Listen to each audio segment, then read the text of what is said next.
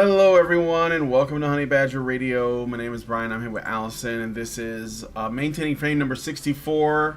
I didn't know what else to classify it under. We're kind of squeezing in a show before the new show. And yeah, it's fun. Maintaining frame, looking at the situation for men. Yeah. We're always basically fighting against that narrative that men are somehow privileged by society that expects them to constantly sacrifice. For the benefit of not men. Well, maybe not constant. I don't know. Like, sometimes men aren't expected to sacrifice as much. We're not in a depression or a world war. So I guess the sacrifice oscillates from literal physical sacrifice to just psychological sacrifice of their identity to make women feel better about themselves. So, but it does seem to be a continuous thread of sacrifice and seeing men solely in terms of their utility to others. I don't know. I know I can hear a whole bunch of rad friends screeching at me right now. I have spent maybe too much time in the rad fem area of Twitter. Holy crap. But it's interesting because they no longer have their lib fem protectors because they're at war with each other over the TERF issue, the trans exclusionary radical feminist issue. So it's interesting because now the only feminists that argue with me are the radical, like the radical lesbian separatists, or just the separatists. Mm-hmm. And they definitely reveal a lot more than they conceal. Let me tell you. All right. Okay, so we're looking at this article. It's a Medium blog, I guess, right? Yeah, it's a Medium blog, huh? What, it's based on an actual study? Yeah, it says it is a Medium blog talking about a study, yes. By Carlyn Beccia, and it's entitled A Researcher Studied the Most Common Last Words of Suicidal Men. And bringing you the cherry topics. Yep. Honey Badger Radio. And it says a lot about how we indoctrinate men as providers. Okay. Yes, as providers of everything. Like, and that's sort of where my screed was going on. Like, we indoctrinate men to sacrifice themselves for other people. And then we turn around and we say we gaslight men about this. We gaslight them. They're like, we indoctrinate them to sacrifice themselves for others, and then we gaslight them about being part of a society and creating a society that actually makes women sacrifice for men. Mm-hmm. That's what really gets me. It's just so mendacious. But anyway, I want to should I remind people of the things? Yeah, okay, so we are technically finishing off our fundraiser for the month. So please, if you are able to, go to feedthebadger.com/support. We did get some significant support through Superchats, so I don't know what he wants us to apply it to. Maybe Richard K will give us a heads up. But I do want to finish out the fundraiser, because if we get anything over, we'll just put it towards next month, or put it into the kitty, or pay off the loan that I took to keep Honey Badger Radio afloat during COVID. Anyway, that's feedthebadger.com/support. It's every bit is appreciated. So $5, $10. Don't think that whatever you can contribute is not appreciated, because it all is. And I'll try to do some arm twisting. I don't know if I have the heart for arm twisting today. I don't know. Do you guys like the arm twisting? You seem to respond to it. Is this secretly some kind of femdom thing going on? That's or findom? I don't know. Anyway, so please go. Have I sullied everything by even mentioning that? Please go to feedthebadger.com/support. Yeah, dominate me, mommy, so you can do more men's rights activism. Yikes. That's almost like a reciprocal relationship, though, if you think about it. Yeah. I got a super chat from Senior Sticks, gives us $2 and says, "Can we get a return of the reeing feminist?" I have to. You be talking about the soundbite because I have to get Mm-hmm. that. I don't have it right now. I haven't. You have been saying you have to get that for like I 2 know. years. I keep And no. I I feel had it like last year. I feel before this is like my computer like ate its own asshole. I had it, but I don't have it right now. So I feel like this is an aversion that we're dealing with here, a subconscious aversion. I just keep forgetting. Yeah, but how much is your subconscious involved in, I don't want to even contemplate this thing, so I'll just Well, I'm probably a significant part of it is that, yes. It's just like beyond cringe and I don't know if I want it, but I'll get it if that's what it Why takes. do they keep asking for it, by the way? I think like that it's I don't know. I can't say. I don't know. I don't want to presume. All right. Okay. So Okay, let's go. Yeah, let's get into the article. So this is a researcher studied the most common last words of suicidal men, and it says a lot about how we indoctrinate men as providers. By the way, guys, JoJo's here. He's sleeping on his little bed. The following contains discussions of suicide and may be triggering to suicide survivors or anyone bereaved by suicide. How many times are we going to say the word suicide in this article? When Wellington Little checked into a Milwaukee hotel after the 1929 stock market crash, he was down to his last 4 cents and emptied of hope. But before he put a revolver to his head, he took out a pen and left the following note. My body should go to science, my soul to Secretary of Treasury Andrew W. Mellon, and sympathy to my creditors. Okay, Go ahead. Can I just point something out here? Mm-hmm. A lot of times I know that people, of course, try to get their last jab. People, let's be honest, misandrists like to get their last jab at suicidal men who take their lives and say the reason why they shoot themselves is because they don't care about leaving a mess for their family to find. But a lot of men who shoot themselves actually check into a hotel. Mm-hmm. Now, of course, it's going to leave a mess for the hotel staff to find, but not their families. So they're actually thinking ahead about not traumatizing their families in many cases. Yeah. And so when misandrist talks about how men really even just hate everybody in their last moments killing themselves, it's or don't care or are callous towards everyone. It's not actually true. And the other thing is that probably men use more lethal methods so that their families don't have to go through the whole process of resuscitation and trying to save their lives, and that whole long drawn emotional process where one person takes center stage and everybody else revolves around them and starts thinking about what did I do? Like the process that women seem to prefer when they try to commit suicide, as it were, and consistently sort of ties into that whole idea that women do it more as a cry for attention than to end what they consider to be a burden upon others. So the lethality of men's methods may simply be the fact that they don't want to continue to be a burden on others. And the non-lethality of women's methods is maybe just because they consider it okay to continue to be a burden on others. And I'm just saying this because all this framework, you'll hear this stuff from misandrists about men's suicide, that they don't care about other people. That's why they do things that are violent, and their friends and relatives will find the corpse. Well, men often think about that and do it somewhere where their friends and relatives won't find them. And also they use more lethal methods because I honestly, the argument for why men using more lethal methods makes them bad escapes me at the moment, but I know it's been made. And the counter to that is maybe they use more lethal methods so they get rid of the burden and it's over, and their family does not have to worry about them anymore. It doesn't have to make the whole fight for their life or anything. So, those are the counter arguments I would say to the misandrists and how they frame men's suicide as another layer of men's oppression of everyone else. And they've done that. Like, I'm not out of order when I say that, am I? Oh yeah. No, I don't think so. I've heard it. Anyway, so I just wanted to point that out. Yeah. Okay. Let's keep going. Even in his last moments, Little wanted his corporeal remains and soul utilized by the world he was leaving. A century later, men still carry this burden. Their self-worth is tied to their usefulness.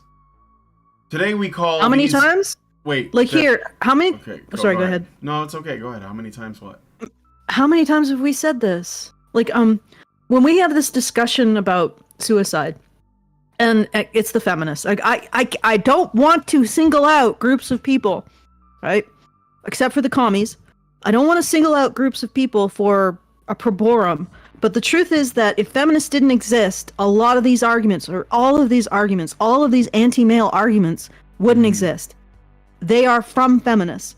So feminists come out and they say that the reason why men commit suicide is because they hate women so much they refuse to adopt women's ways of coping and go to a doctor. Or they hate being feminine so much. They have so much femophobia that they refuse to take care of themselves because taking care of themselves is pussy talk. All right? Yeah. And I just want to point that out. Like, that's not why. It's not why. It's because even to get to the point of going to the doctor about these painful feelings, you have to feel like you are worthy of burdening another person. Right? That's the problem that suicidal men are facing.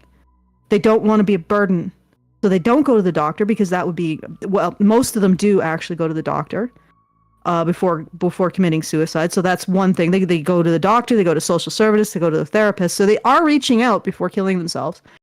It's just that for whatever reason, those services are failing men, probably because of its rhetoric around toxic masculinity and being the exact opposite thing that you should say to a man who's suicidal.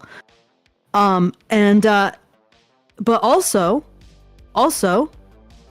the reason why men are doing this, the reason why men are pursuing this goal, I don't know what to call it, end, is because they don't want to be a burden on others. And the only way to get men to keep... Because, let's be honest here, if you're a man, like most doctors and therapists are going to be just... even just naturally, they'll just take away feminism. They're going to be naturally more callous towards you. Okay, so you're going to have to beat your head against that brick wall more, which means you're going to have to be in position to believe that you have some kind of value that you need to preserve.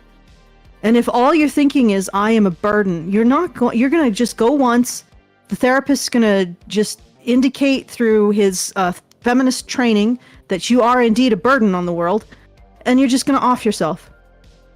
Unless you have somebody telling you that you have value and that you should fight for that value.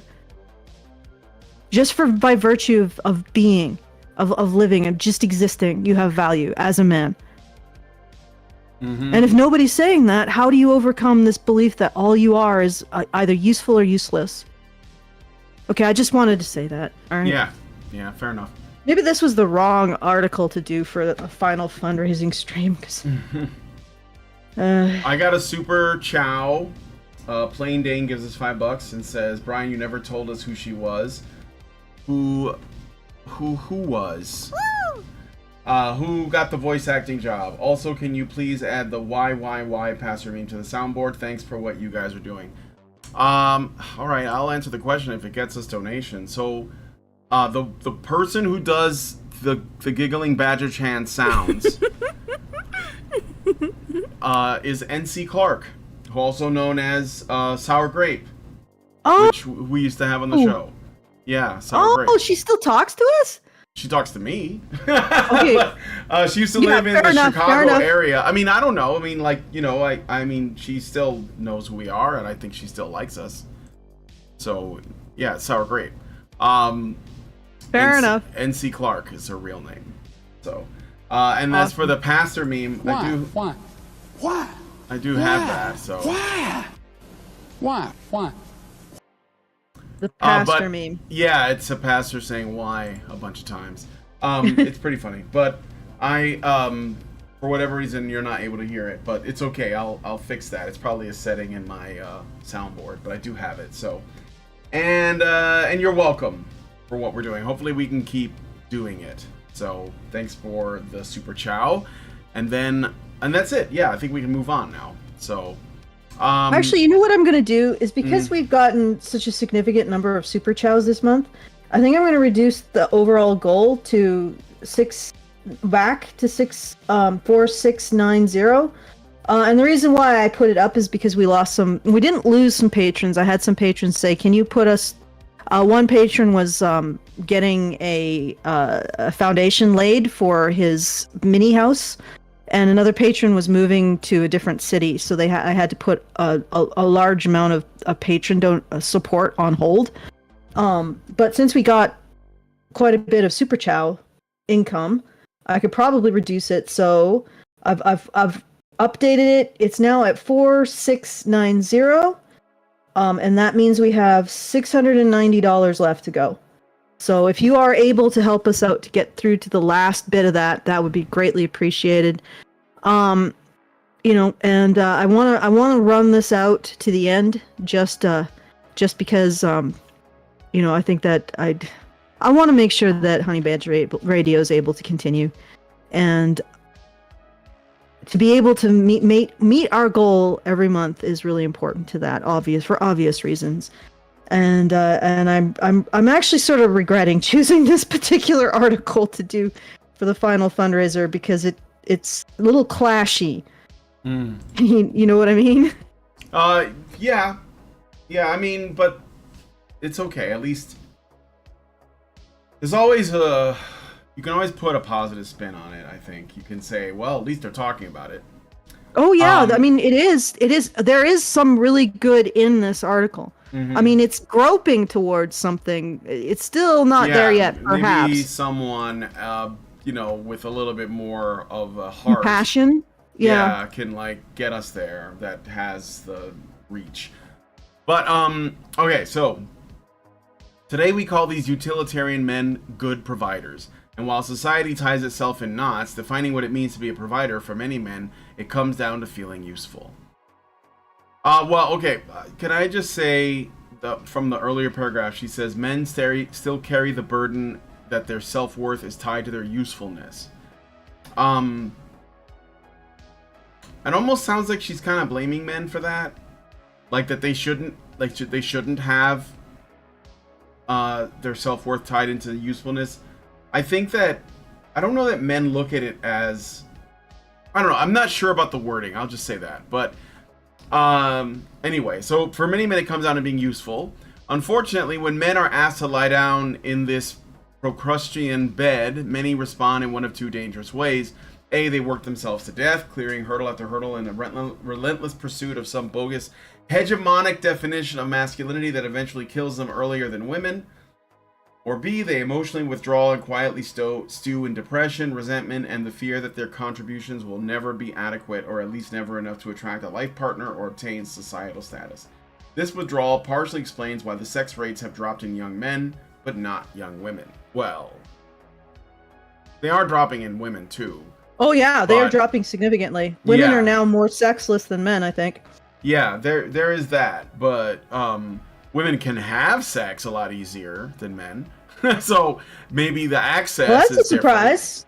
Yeah, I mean, that's a surprise because they're not. I mean, we have this belief that women can have sex more easily than men, but the truth is that any kind of because the level of risk aversion in the average woman has been increasing exponentially. Think about it.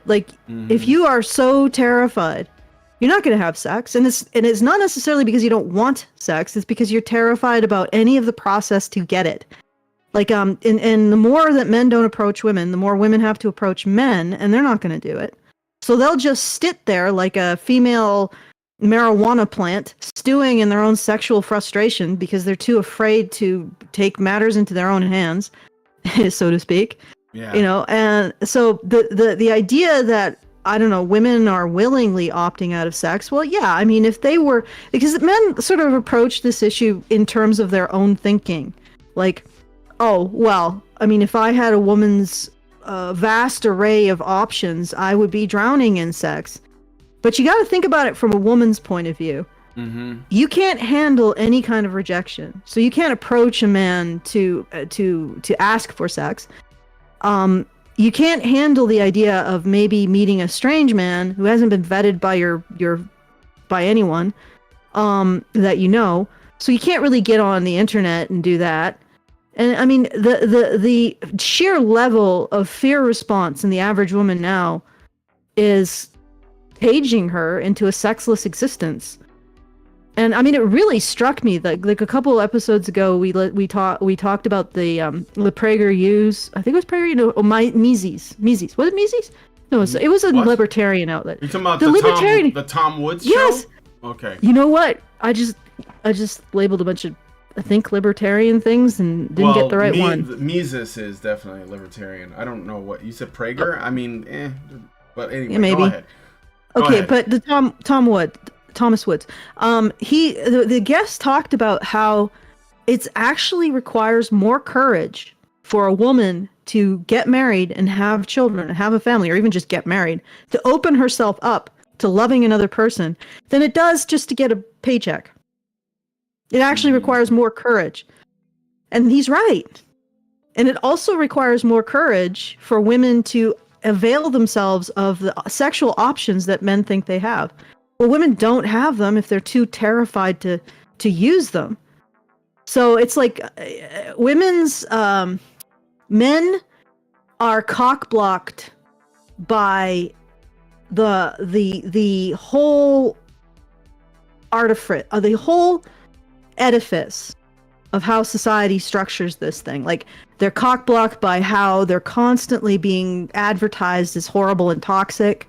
They're cock blocked by how they are being excluded and they're not only expected to be providers, they're excluded from being providers at the same time. Like female only scholarships, female only jobs, female only diversity quotas, on and on and on. And all of this is stopping men from accessing sex. Well, the same narrative is caging women in the cowardly,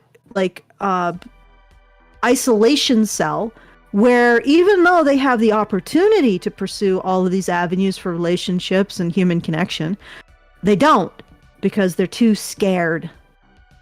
Mm-hmm. And now they're becoming more and more sexless because everything is becoming even like their whole world is becoming fear. It sounds like and not surprisingly, women's misery increases and their violence towards each other increases as we go into the end game. And so yes, women are we could say that women have these options, but they don't have these options. Like a person who's severely agoraphobic has the option to walk out their front door. I mean, because everybody does, but they really don't. Mm-hmm. Because they're too afraid to do it. Their fear is caging them, and that's where women. That's where a lot of women are at. Their fear is caging them from human connection now. So this seems to be like a really unpleasant. Unpleasant thing that we're pursuing as in the name of somehow benefiting women. You know, this seems like it's getting more and more unpleasant for women. But we're well past the point where we could stop. So let's just keep going. Mm-hmm. Let's see how miserable we can get women. Let's see if we can get it so that women have the same suicide rates as men. Okay. Why not? That's the new feminist equality goal. All right. So, given the confusing state of masculinity, it probably won't surprise anyone that when researchers studied the last words of suicidal men, they found the two most common words used were useless and worthless. Unbelievable, huh? No, it's not. Not at all. Not unbelievable. Not at all. We should all know the statistics by now. Although depression rates are higher in women, young men die by suicide at 4 times the rate of young women. But wait a minute. Doesn't that kind of suggest that there isn't a strong correlation between depression and suicide? Or that men are less likely to get useful treatment for depression? Because we know what the American Psychological Association's guidelines are for treating men that are struggling with mental health. We know that it doesn't look like therapy is, let's say, a cure-all solution to people that are struggling with whatever they're struggling with, mental health issues, I guess. I don't know that that's super useful information. Like, what I noticed is that people are no longer forming friendships, and they're not forming relationships, and they're not close to their family members, and they don't have people in their community that spend time with. They don't have, they don't go to church. They don't know their priest, whatever it is, right? We've always had that for most of American history to the extent that we can, but all of that's been pushed away. And now all of a sudden, with that going down, there is a rise in, especially women, going to therapists and gurus and their, I don't know, personal trainer, Pilates instructor, whatever it is. And it's not helping them. I think that, and I know this is a digression, but I don't think that therapists are that useful. I think that people should have people in their lives, like they should have a significant other. They should have their parents, their siblings, if they have siblings. Again, that's another aspect I'm noticing. People are having smaller and smaller families, so fewer and fewer siblings. They should have uncles, aunts. They should have their coach, their priest, their commanding officer, their whatever, the people that they can confide in to help them. And I don't think they have it. And I think that it's bad for everyone. But I think that women are more likely to like be vocally displeased by it and try to like go to help, ask for help, whatever. And men are more likely to just kind of try to bear it. But they need that we all need that. And I just, my personal opinion, I don't think that therapists are necessarily the answer. I think that we treat it too much like a, like medication. And like, oh, you have a headache? Well, here's an Aleve, right? You don't feel so well? Go see a therapist. I don't know that they're very useful. I could be wrong, but that's my belief. Sorry for the... No, that's okay. I mean, but... that's fine. That's what we're here for. Yeah. Digressing. I mean, if women had friends and they had a boyfriend or a husband that they loved and they would like confide in, right? And if not that, at least like your mother, your father, your aunt, uncle, brothers, sisters, that they might be able to help them. I mean, I don't know. Like here where I live, something I've noticed when I was in Chicago, there was a lot more atomization. People were keeping to themselves. They didn't have a good relationship with their parents or their family. They didn't go to church. They didn't have any community thing except for school, like whatever or their job.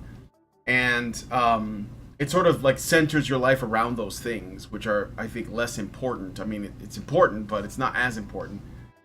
But here in Virginia, like, I mean, people are so neighborly and they're really big on community. And yes, there's a lot of churches here. It's a very religious place compared to Chicago, but there's a lot of community here. There's a lot of people like looking out for each other. It's a small town. So, well, it's not really small, but it's definitely bigger than Kelvington, but it's a lot smaller than Chicago. I think that, I don't know, I just think we're missing something. This woman sounds like she's from a really big city like London, and she's just like, well, men aren't going to therapy. And it's like, maybe that's not what they need. Maybe they need friends. They need buddies, guys to go fishing with, guys to go like just like sit in the living room and smoke cigars and listen to music, chat, whatever it is. I don't know. Yeah. Okay, let's keep going. All right. We should all Oh yeah, right. Unfortunately, men are also indoctrinated to suffer silently. By who? A recent study found... Okay, could you... Yeah. Before you continue, just pull it down a bit because the lovely doggo... Yeah, Jojo is blocking the thing, I know. Yeah, sorry. Yeah, I'll just move Jojo on this side and probably won't be as bad. You'll still have to keep it... It doesn't really matter which side... I will. Yeah. No, okay, keep going. All right. A recent study found men who died by suicide were less likely to have been diagnosed with depression. Well, because never mind. I don't think men trust mental health experts. Okay, and they shouldn't. Depression is a well. First of all, it doesn't like depression is a mental illness. Okay, suicide in men is something completely different.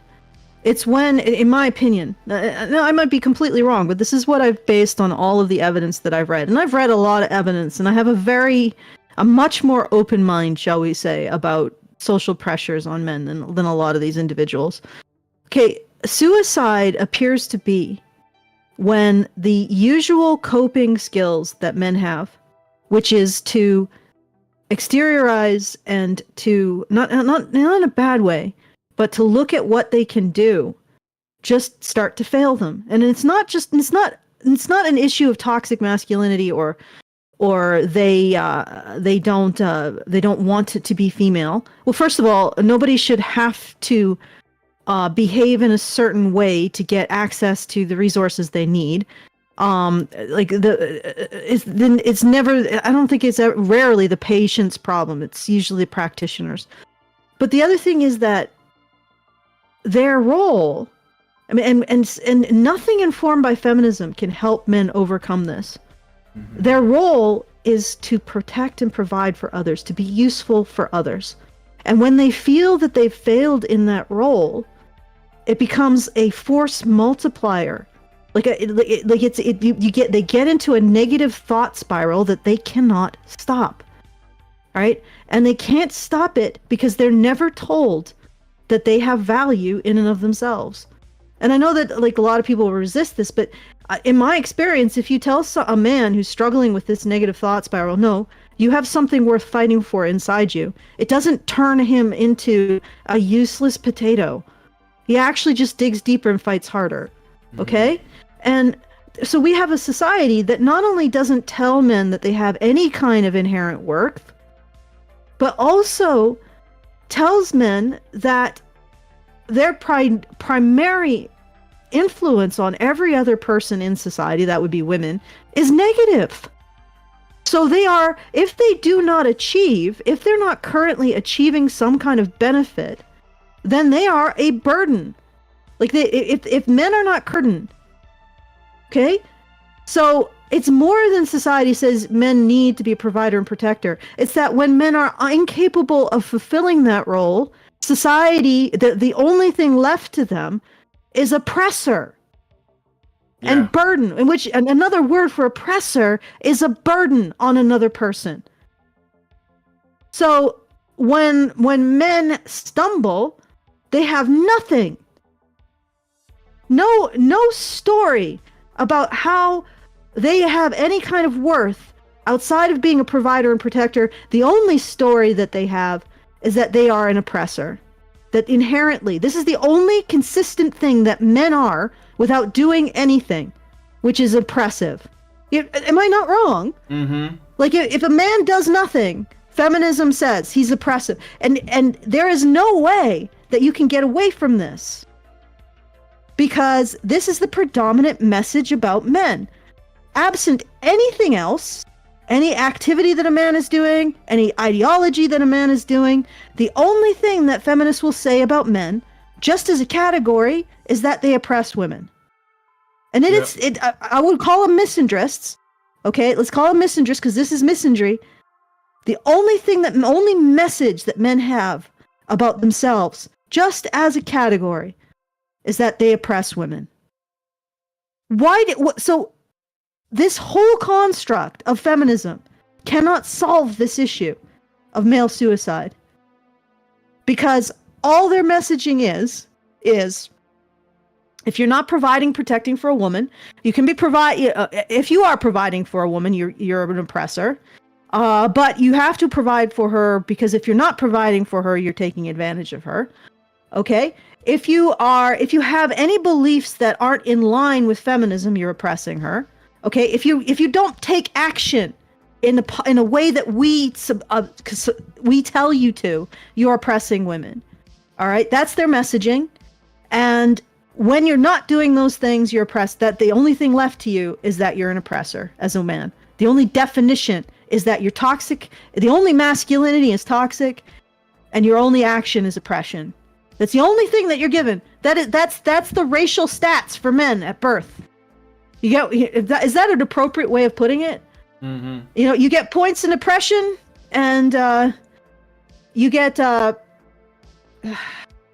that's what you're given. That's the only thing that you get at birth if you're a man. And and it's like I said, there's no way that anybody indoctrinated in that viewpoint can solve this issue, because suicide, mental health issues are separate from it for men. I don't know what is going on with women.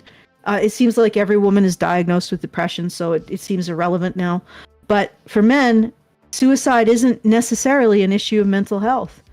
It's the collision between the messaging that you must protect and provide for women, and feminist messaging that the natural state, if you're not currently doing that, and they'll allow that you can currently be protecting women by feministing, or whatever it is, agreeing with them.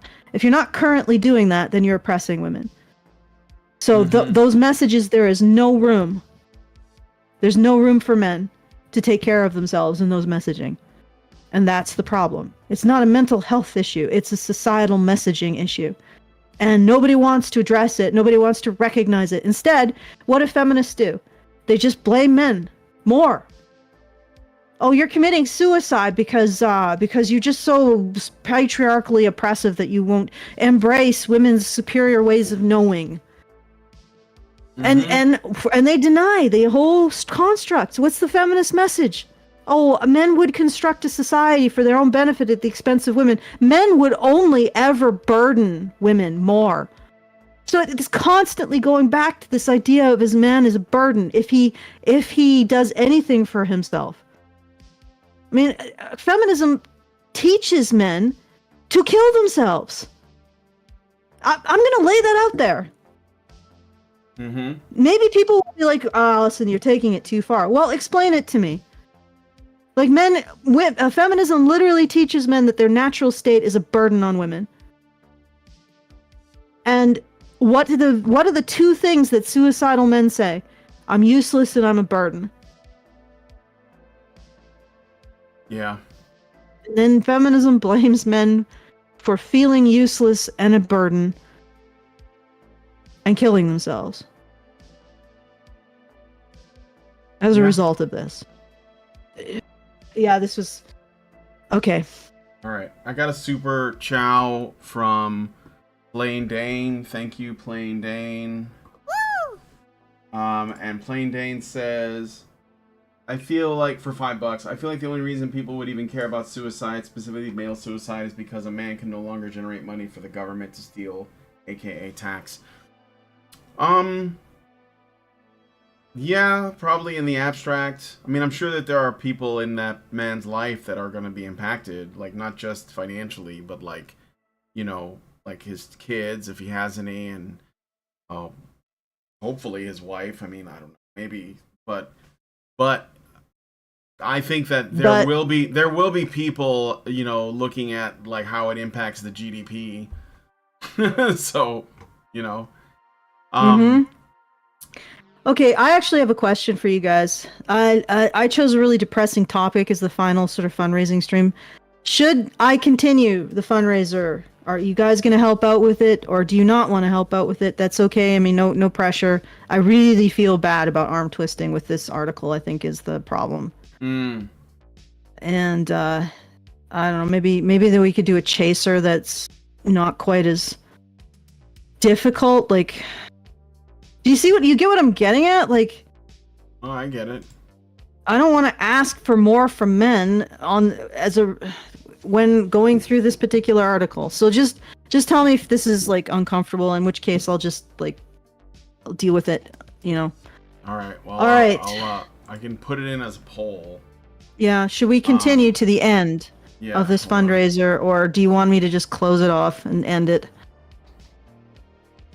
All right, let's do the article. Hold on. Okay, oops. Sorry. I told you I was gonna put it in as a poll, so. Okay, in the meantime, I'll read a bit more. Then muted. there is... Yes, what? Oh no, I was just noting that I was muted because I was speaking, and then, yeah, don't worry about it. Okay, then there is the education gap. In his latest book, Of Boys and Men, Why the Modern Male is Struggling, Why It Matters, and What to Do About It, Richard Reeves outlines some alarming statistics. Let me guess, this guy's a male feminist. Jimmy, or Michael Kimmel type. We'll see. Women outnumber men in colleges 4-3 and are more likely to graduate high school. This drop in educated men spells trouble for their future employment options. 1 in 3 men without a high school diploma has dropped out of the labor force. Not unemployed, not working. Okay, it's actually worse now. Yeah. Something like 4-3. I'm pretty sure it's now 2-1.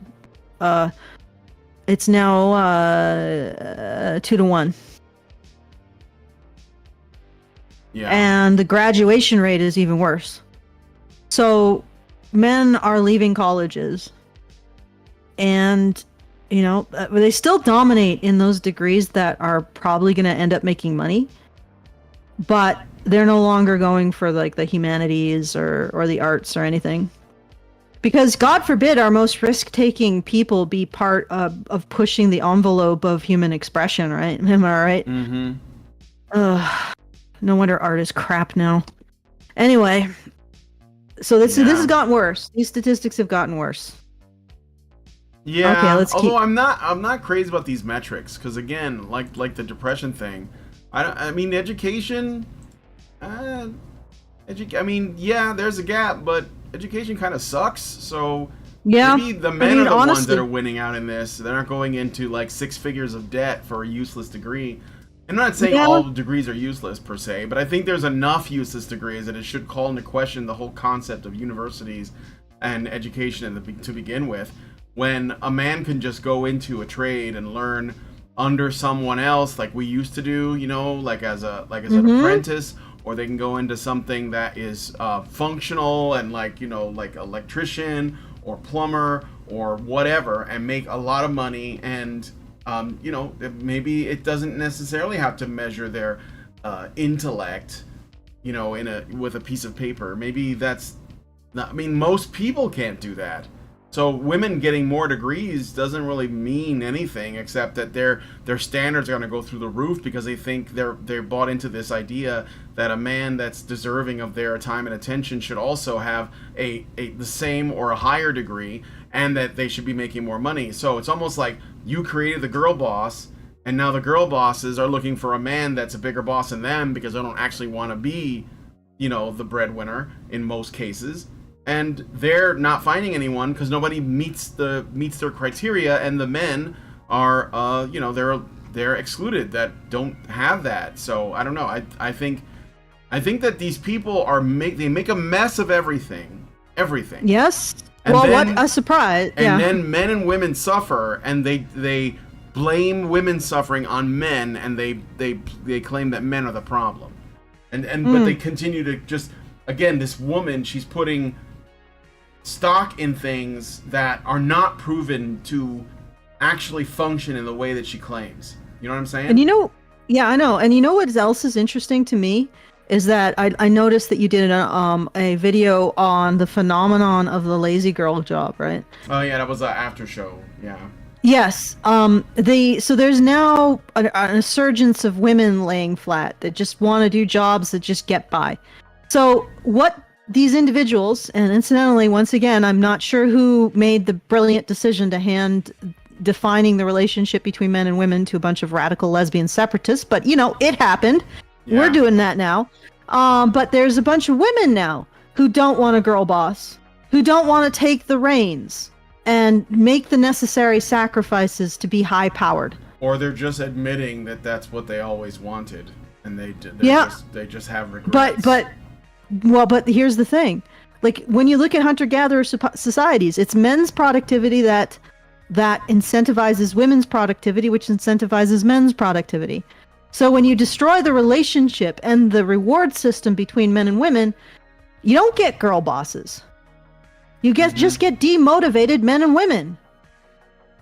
Like the radical feminist paradise is never going to happen because women don't do shit without men. Women are also motivated by men. Look at the biggest goddamn industry in writing now. It's romance fiction. Mm-hmm. And what it is simply a woman being motivated to do something or question herself by a man. Women are motivated by men to be productive. So you're never going to get this rad femme fantasy. It's as ridiculous as communism. No offense to the commies. I know that, I can understand why you want it. On its surface, it seems really, really positive. There better not be commies watching this show. But if you once you just poke it a little bit, it falls apart because you have no way of incentivizing people to be productive. And then when you bring lesbian separatist feminists to define the relationship between men and women, you have no reason. Men and women have no longer any reason to be productive for each other. Mm-hmm. And we get what we have now. We got a mess, a gigantic goddamn mess, and everybody's unhappy. Yeah. But only men are actually doing something about it. By heroing themselves. Well, anyway, for me, she's like 2 strikes already. Strike one, therapy is the only way to keep people from committing suicide. And and men should be using it, even though therapy and all mental health services are literally anti-male. And number 2, men should have more useless degrees because that would somehow make their life more fulfilling. I think that what she's using the degrees about is more like a symptom of something being wrong. Yeah. Something's wrong with education. I'm with Vivek Ramaswamy. Just the whole Department of Education has to go. It has to be burned to the ground, and I will piss on the ashes, and we'll just come up with something else. Everybody around here, they homeschool. And their kids are very smart. Unfortunately, I'm going to just read this paragraph. Unfortunately, men are also indoctrinated to suffer silently. A recent study found that men who died through suicide were less likely to have been diagnosed with depression. Okay, so yes, she deserves a strike for that. Not necessarily a strike ideologically, but just rationally. You cannot assume by the fact that men who committed suicide weren't diagnosed with depression that they actually had it. Depression is a specific mental illness. It isn't just like, depression equals suicide. Right? Mm-hmm. The thing is, you cannot make that connection. There was something, it entirely could have been some other pressure. And in fact, when you look at the statistics, it's the breakdown of a relationship or a relationship being troubled, which usually means abusive. Yeah. So men are more likely to commit suicide as a result of relationship breakdown or a troubled relationship. So these men weren't necessarily depressed. They simply had to come face to face with viewing themselves in terms of being a provider and protector for a woman and having that taken away and not knowing who they were and what worth they had outside of that. It's as simple as that. You don't have to appeal to a mental illness, which is completely separate from that dynamic. Mm-hmm. Nor should you, considering the finding that there isn't necessarily an association with depression and suicide in men. Okay, I just wanted to point that it's a point against her for irrationality, and making assumptions that she can't. Yeah, I got a super chat from Cross Malarkey for $5. Those trades often are only hiring in certain areas and have become boomerized. You need to already know before you apply or you get nothing. Well, I think it's worth looking into anyway. And plus, you can learn a lot of shit just going on the internet. You can learn how to do shit. So I'm just saying, like, maybe I don't think that going into, 5 or 6 figures in debt just to, like, get a piece of paper that allows you to do a job that you can probably learn on your own. It's something that we should certainly be challenging as a concept, is all I'm saying. Okay. So, because I think that we've just made this, assumption that if you graduate grammar school, you're smart. If you graduate high school, you're smarter. And if you graduate college, you're really smart. And I don't think that it actually bears out. I mean, I don't know how many people with PhDs are absolute morons. So I wouldn't buy into like just defeatism there. no, I'm not buying into defeatism. No, saying, I'm not talking about. I'm talking about the actual super yeah. chow. No, I don't Like- think men want that. They're gonna if they want to make a way in this world, they're gonna scrape at whatever they can get their hands on. Okay, I'm but telling here's the them thing. that we're living in a time where there's more access to more resources and more knowledge than ever in history. So why don't you use that? Yes, I mean, like, okay, yes, the situation is pretty awful. Well, first of all, there's not much.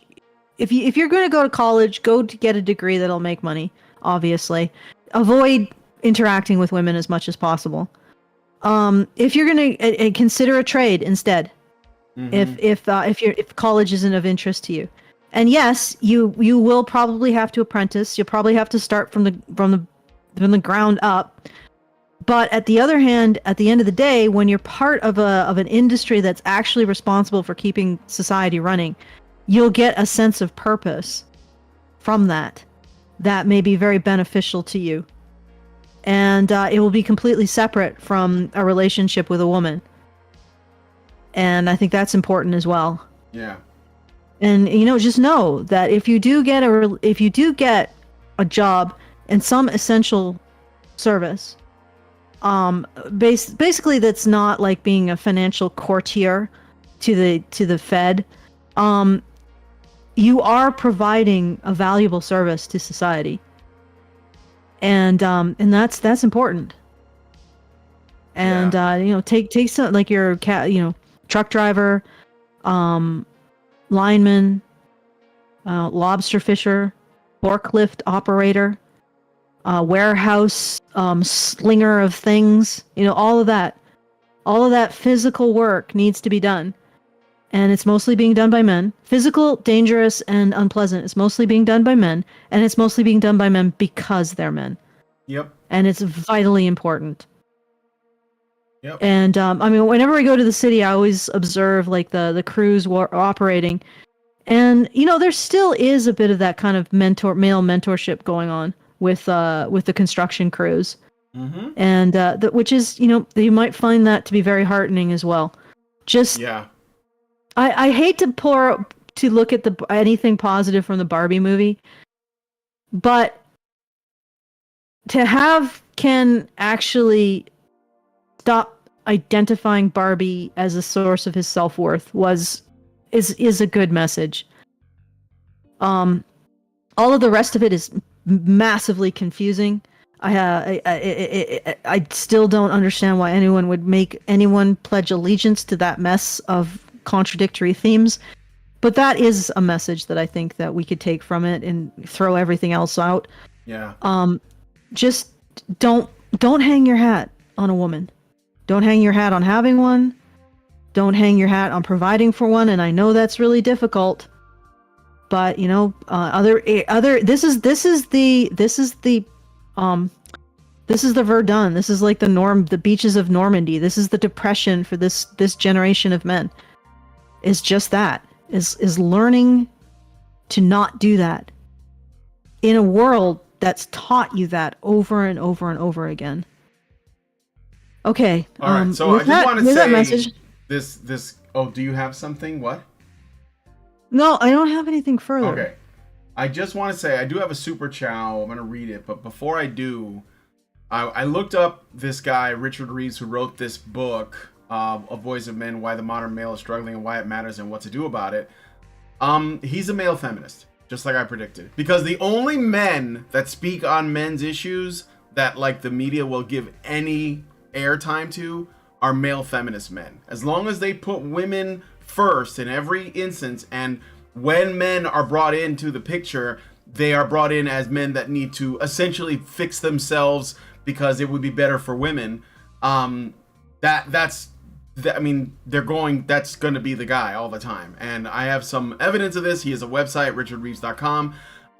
And there's an article, well, he's written a bunch of essays, and one of them is called 100 Years On, Politics is Where the U.S. Lags Most on Gender Equality. Now, when he says gender equality, he means women.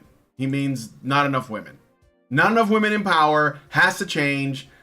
It's just awful, right? But so anyone who does that, in my mind, okay, Anyone who does that immediately disqualified. You don't actually give a shit about men. You are just like wearing the skin suit of a guy who cares about men while basically blaming men for everything and claiming women are actually the biggest victims. So when men suffer, it's their fault. When women suffer, it's men's fault. So, anyway, just wanted to say that. Plain Dane gives us $5 and says, men are society's beasts of burden, but we are also viewed and treated like beasts.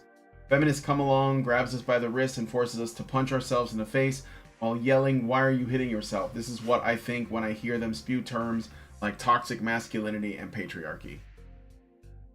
Yeah, thank you for the super chow. Again, but here's the thing.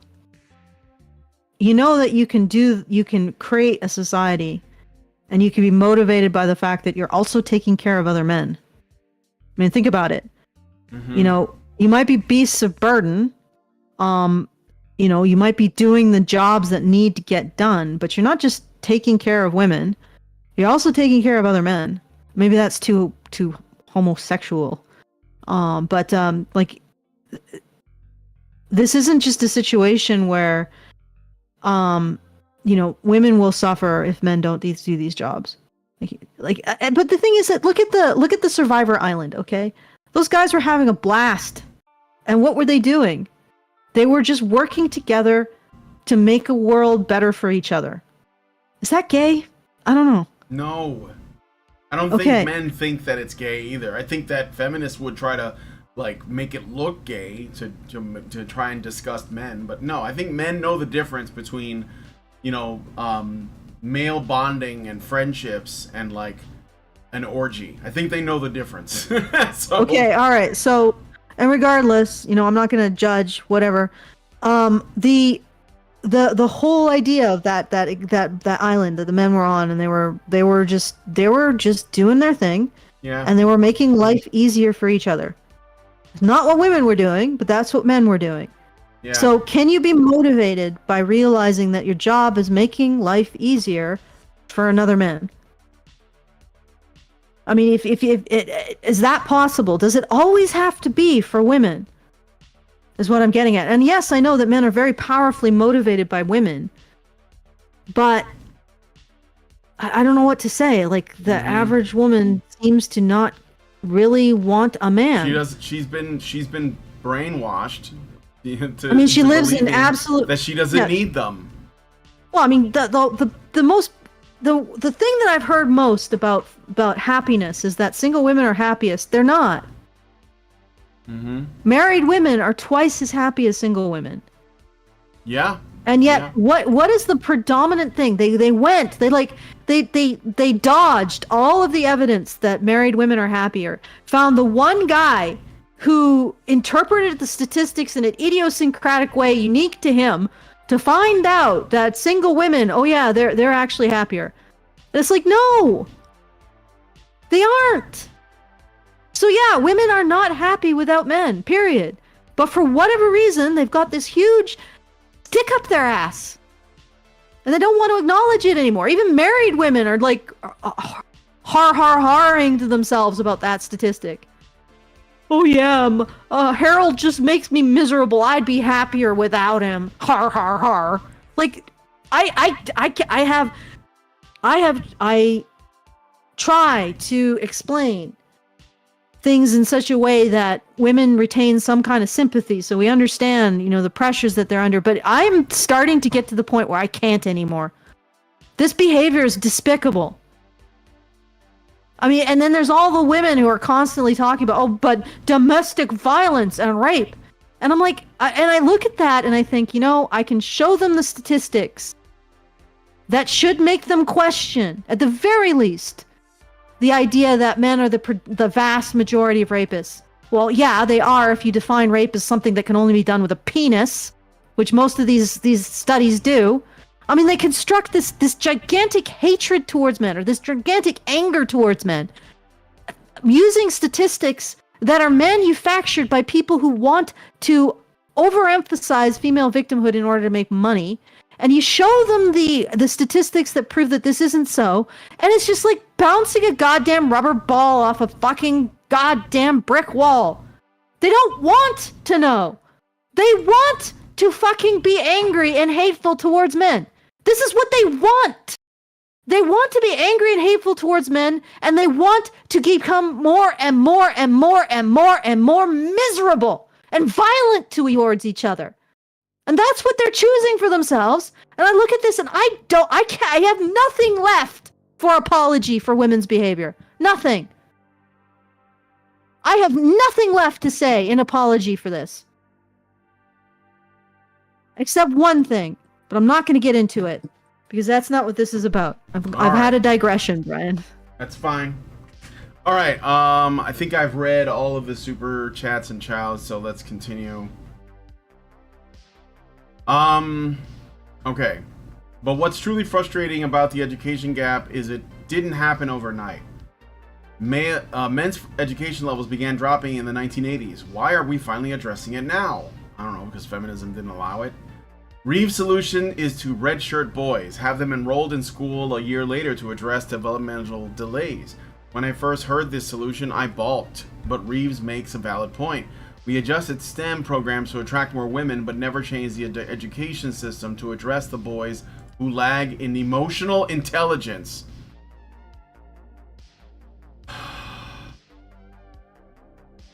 Okay, emotional intelligence. This is what education is now. Reeves also points out that this men as providers belief endures despite the closing wage gap within marriages. According to a 2021 U.S. Bureau of Labor Statistics study, 30% of wives now earn more than their husbands. But as Mad Men masculinity is left behind with poodle skirts and bullet bras, many men are not rejoicing. Literally not a reality that ever happened in the way that you think it. Jesus Christ. Households in which the wife was the breadwinner are 50% more likely to end in divorce, and husbands who make less than their wives are more likely to cheat. What? Back up for a sec. Allison, you're muted. I don't know if you're trying to talk. But... No, I'm trying to follow this. So she's saying, so when you throw these statistics out there and you don't give like any more context, okay? Households in which the wife is the breadwinner are 50% more likely to end in divorce. Who initiates the divorce? And husbands who make less than their wives are more likely to cheat. Why? Not like, does it, like men just don't, oh, my wife makes more than me, well, I guess I'm gonna go bang this other chick. Why does it happen? What is the problem with the relationship dynamic? Is there something about a wife making more money than her husband that creates tension? Well, and not just because the husband feels emasculated. That's a bullshit thing. I mean, like, how does the wife feel about making more than her husband? How does, like, that's what I think needs to be well, I actually have unpacked. A question. How much more likely are that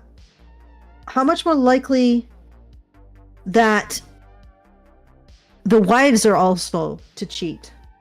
Well, they're not. That's again, they're not talking about that either. What? How? Yeah, exactly. Like, what if a wife who's making more money is more likely to cheat too, because she's still looking to level up. She's looking to trade up, right? But I mean, it happens. It's a reality. It's a reality. Like, hypergamy is real. So why wouldn't that? Why is that not a contributing factor to the divorce rate? How many times does a man who makes less than a woman get a divorce and take half her shit? What's the risk? Probably not much. Okay, so women who earn higher salaries than their partner are also more likely to cheat. Okay, so essentially what they're finding, okay, so this is a meaningless finding. Men report more likeliness to cheat than women. This may not be because men are more likely to cheat. It may just be because men are more likely to be honest in these surveys. So we have men who earn more are more likely to cheat, and men who earn less are more likely to cheat, because overall, men are more likely to say or to confess to cheating than women. So this is meaningless. This is absolutely a distortion of the situation. Yep. So, okay, let's just ignore that. That is another I'm saying strike on this. these statistics are meaningless because they're just like these little nuggets out of like a broader context. It also found Yeah, go ahead. I also found that religious beliefs and satisfaction in relationship correlate negatively with cheating. What a surprise. Yeah, no shit. Okay, so this is whatever. That needs a lot more look into it, into the methodology to figure out what's going on there. But it looks more like men just confess to cheating more. I'm trying to figure out. Men and women who earn much larger salaries than their partner are also more likely to cheat, the study finds, although women are half as likely to cheat. So basically, it's just women are less likely to confess to cheating. Mm-hmm. All right, this is the finding. Let us move on from that. All right. Yes. Oh, and Hardcore also feminists. women. Here's a correlation here. Women in households that stay at home more likely to be religious too. Mm-hmm. Okay, I'm just gonna put that out there. All right, let's keep going. Hardcore feminists scold men for not evolving fast enough. You mean just feminists, not necessarily hardcore ones? Yeah, like I don't know why you're qualifying women hardcore. tend to scold men for not like. How about women tend to do that? But why should men's beliefs change when society constantly reinforces anachronistic ideals of masculinity? Okay, I gotta get in here. Men's role men's role is to provide stuff almost consistently throughout history. It's to provide for women, either protection, if that's the necessary thing, or provision, or both. So the men's role is to sacrifice to make sure women are okay, which makes 100% sense in the context of pair bonding and child rearing. All right? Mm-hmm. That's their role. So when women say that men haven't evolved their role, what you're saying is men haven't provided enough for women by changing into this other thing that women don't know what it is. Because I don't think that women want to challenge the idea that men define themselves by providing and protecting. What's happened is that we have become so successful, we can make it seem like men's provision and protection isn't. We're so successful we can hide the gears of society from women, basically. We can make it seem like women are living in a world where they aren't being protected and provided for, when in fact they very much are. Because we are so successful that we can even afford drapes to hide the workmen, basically. All right? Yeah. Now, now women are saying, well, what is, men haven't figured out the new thing to protect and provide it, to visibly protect and provide us from. They've constructed all this weird shit like feminism. Men can protect us from patriarchal mind rays through feminism or some shit. But basically this is it. What these women are saying is men, we feel like we are not being protected and provided for because we can't see the visible work of men doing so. So we need new things that men can protect and provide us for. That's not changing men's role or even challenging it. That's just asking for them to do it again in a different way. Mm-hmm. Like it's like, okay, when you hire a guy to remodel your kitchen, and you're like, I don't know if I like a stained oak. I think I would prefer a more modern look. Can you do like I think let's update it to like, I don't know, painted panels or something. I'd prefer that. You haven't actually changed his role. You've just asked for something new. Okay, he's still there remodeling your kitchen, ladies. Men are still there, and you're still viewing them in terms of providing and protecting. And incidentally, when you solely view men in terms of providing and protecting, and they feel they're incapable of doing so, yeah, what happens to them? Mm-hmm. They think of themselves as useless and worthless, and they remove burden from society. They're the burden that they represent from society. So no, women are not demanding men change their role. They're demanding that men do some new thing. And incidentally, using my remodeling the kitchen metaphor more, pushing it till it breaks, the woman who's hired the man to remodel her kitchen is basically saying, no, I don't like the stained oak. can you do something that I would like? And then he's like, okay, what would that be, madam? And she's like, I don't know. Try it and let's see. Mm-hmm. Good Lord. And also, I'm not paying you anymore for it. In fact, I'm paying you less because I'm not happy. I'm like, walk away. Yeah. This is ridiculous. Just walk. This may be the biggest ask anyone has ever asked men. Stop caring. Yeah. She has her oak stained cabinets. Walk away. I guess that's depressing, but whatever. Okay. All right, back to the article. Do you have any thank yous to give? Oh, yes, I do. Good. Dr. Voltaire, I hope that's not your legal name, gives us $25. Thank you, Voltaire. Thank you. And Wow. has anybody said anything in the Poll? the poll? Yeah. Yeah, How are we doing? 93% vote yes. We should continue this fundraiser with this article. So it's Well, almost I just continue the unanimous. fundraiser. All right. Okay, Yeah. then I'll do some arm twisting. Oh, good Lord. This is a very difficult one, guys. So I have to figure out how to fucking care about yourselves, all right? We're never going to stop talking about this. We're never going to stop. At least I'm not. Brian wins the lottery. He might be out of here. But just kidding, Brian. No. But I'm never going to stop talking about this. You know, this is really critically important. Men need to know that you have worth. I mean, like, men, you need to know you have worth just by being there. You have potential. You have the ability to take another step forward and improve your circumstance, improve your world if that's what you want. But know that you have worth. You have worth because you're a man. Because you have the hormonal system that allows you to take risks.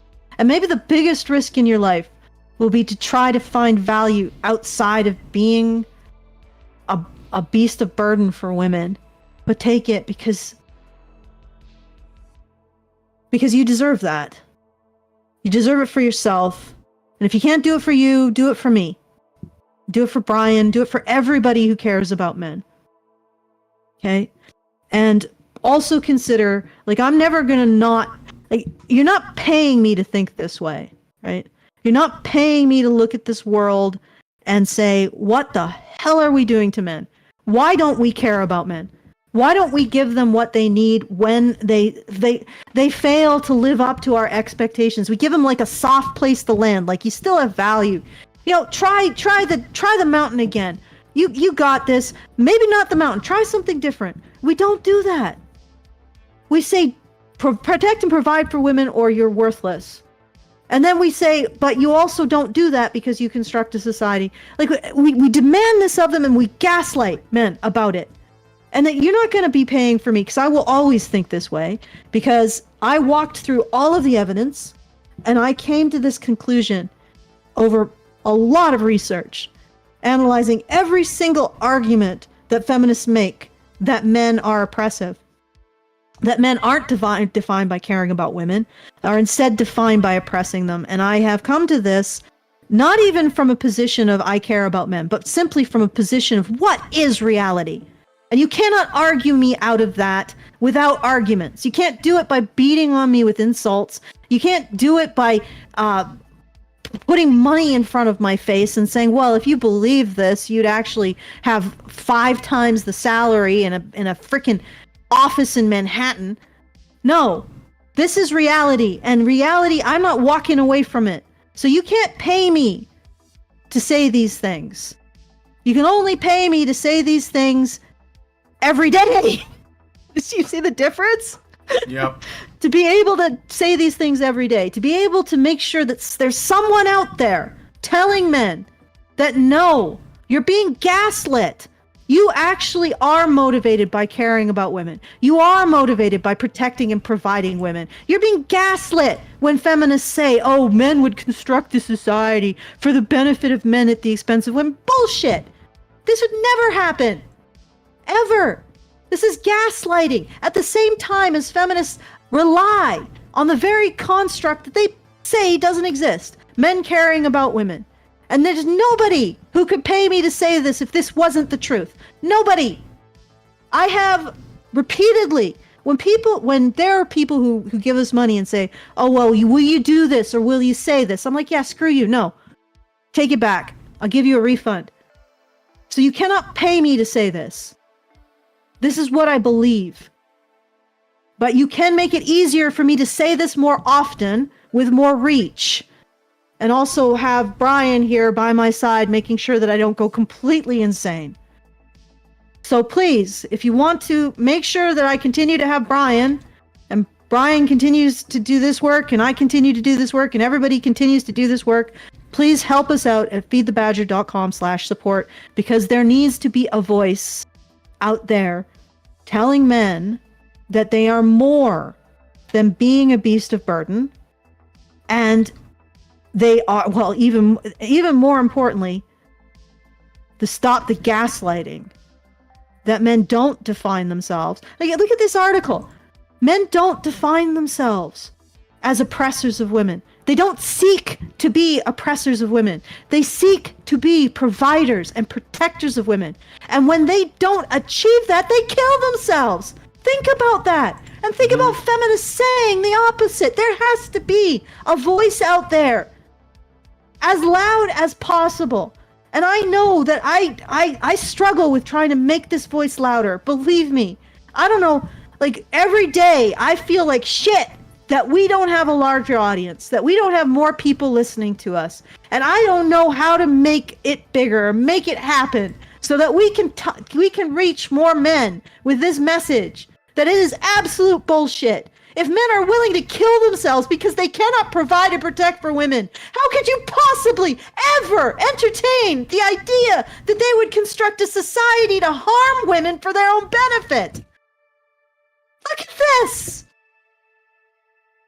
This is monstrous. This is unbelievably wrong. And it needs to be opposed. And like I said, every day I think about it and I'm like, God, I am failing. Because I can't make more men understand this. I can't reach more men. I can't get a bigger platform.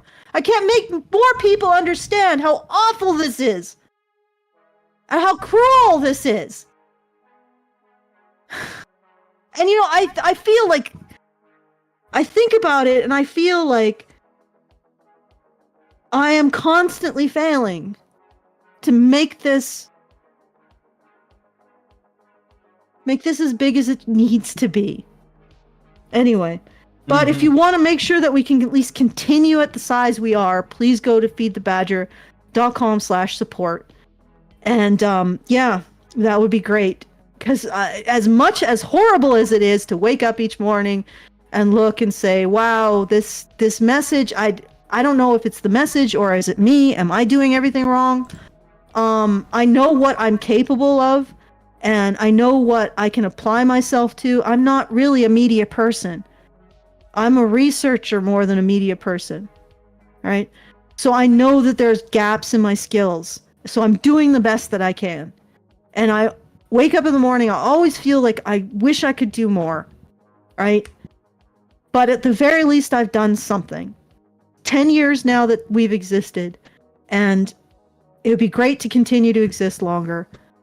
Yeah.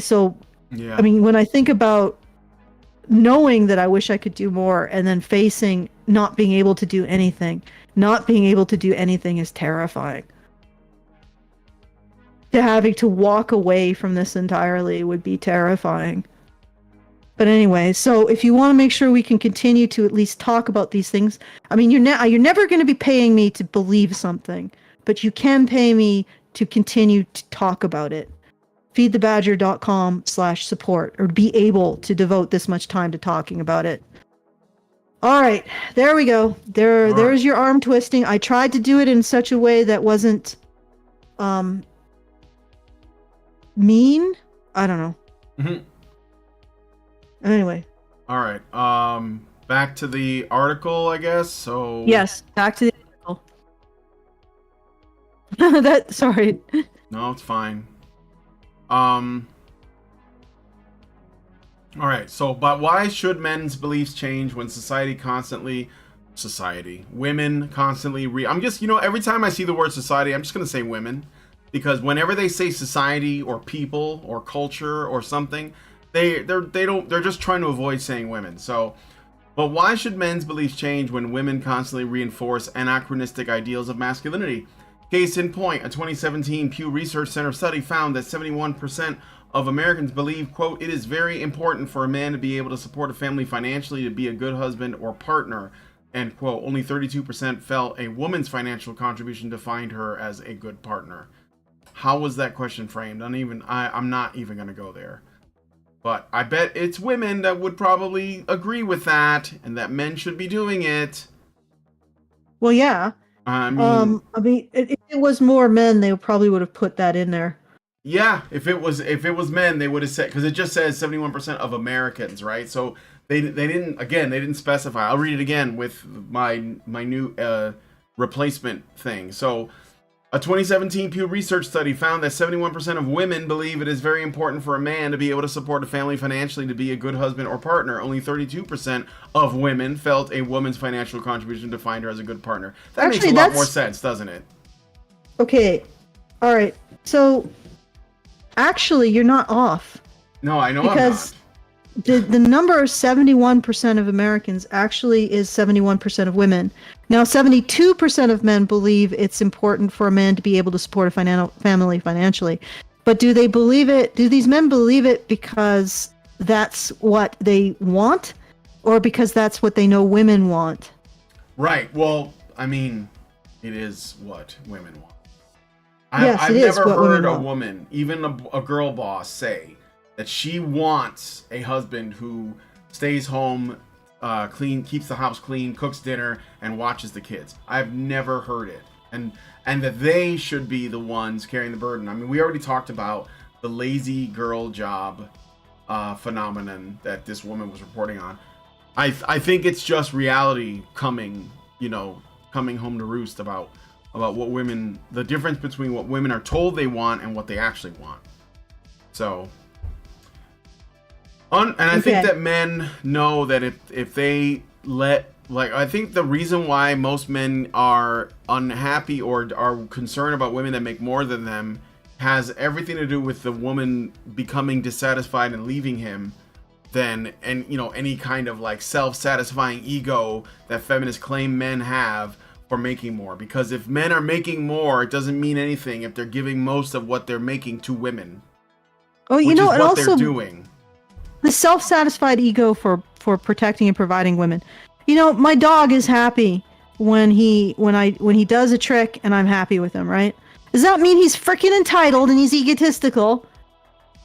Like, this is absolutely horrid. Oh, men are taking pleasure and making sure that we're safe and provided for. How terrible.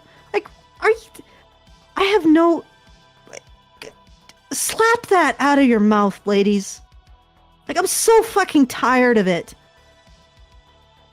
Like, that's just sheer mendacity. Mm-hmm. It's like saying, "Oh, a woman made a sandwich for." Look at how pleased and proud she is. She's oppressing him with. Oh, she's so smug about her sandwich making abilities. Look at that. She's lording it over him. Like, what the hell is your fucking mental malfunction, ladies? That you would even entertain this. Entertain feeling resentment that men take pride in being able to help you. Mm-hmm. It is a mental illness. Back to the article.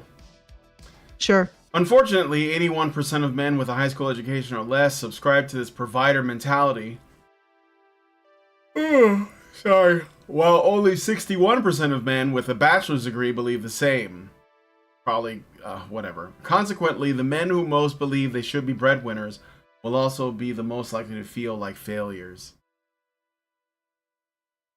Well, you guys can continue to wrecking the economy by printing money. That'll definitely help men feel better about themselves. And you've taken away the one thing that they want to do, and and you don't even say fucking thank you. Have you said thank you to the man in your life at any point? Just for being good to you? In a perfect world, manhood would be equated with authenticity. Being a man should be defined by being your true self, as long as your journey towards self-actualization doesn't harm others. Read, don't be a douchebag to get ahead. Okay, wait. Define. What does this even mean? Being your true self. It's a feminine thing. It is. But honestly, she's saying men need to experience the world in a feminine way. Yeah. That's authenticity. Like you get to express your true self. It's like the I Want world song. The way a woman Disney. does is the perfect world version. I'm Kenuff. Isn't that basically the same thing? Isn't that the Barbie movie? That was one of my issues with it, because on the one hand you could say, yeah, he shouldn't need her to complete him. But on the other hand, it seems like they're basically saying, just be what you are. And that's good enough. But that's not really the way it works. It's not. And you know what? Maybe instead of us asking men to be more like women, how about we ask women to be more like men? How about we ask women to step the fuck up and stop looking in the mirror and saying I'm enough? Because that's not enough. Sorry, it's not. We have a lot of problems over here, and half the population is like looking at their own navel instead of getting involved and doing something. Positive, anyway. They're getting involved and blaming men. Yeah, they're blaming men. And then they want men to be like them. And when they are like them, they complain about them anyway. So it's like, I think that the pressure is being applied the wrong way. I don't think it should be. Let me try to untangle this. That men should be thanked, and there should be gratitude and grace given to them for what they do, and women should also be trying to get stuff, like earning things. Yeah. People should be trying to earn. That's how we all rise. But they don't want that. That's how we get better. No, they just want this. Yeah, in some ways the Ken Enough message is a little bit toxic, because it removes the idea of human striving from it. Yeah. And you're right. Barbie, like that one line really stuck with me, where Ken says, "And I want her to fight for me." And it's like, yes, that's the world we want. We want a world in which men fight for women and women fight for men. That's the world. That is freaking awesome, isn't it? That's an awesome thought. And they just blew through that and just ignored it. Well, he's the villain, so him saying that is wrong. Well, regardless. And then, so at the end, what do we have? A world in which nobody does fuck all for anyone. Yep. Like everybody Barbie has a mirror and she's staring at her newfangled vagina, and Ken just wafts through life like a fart. Like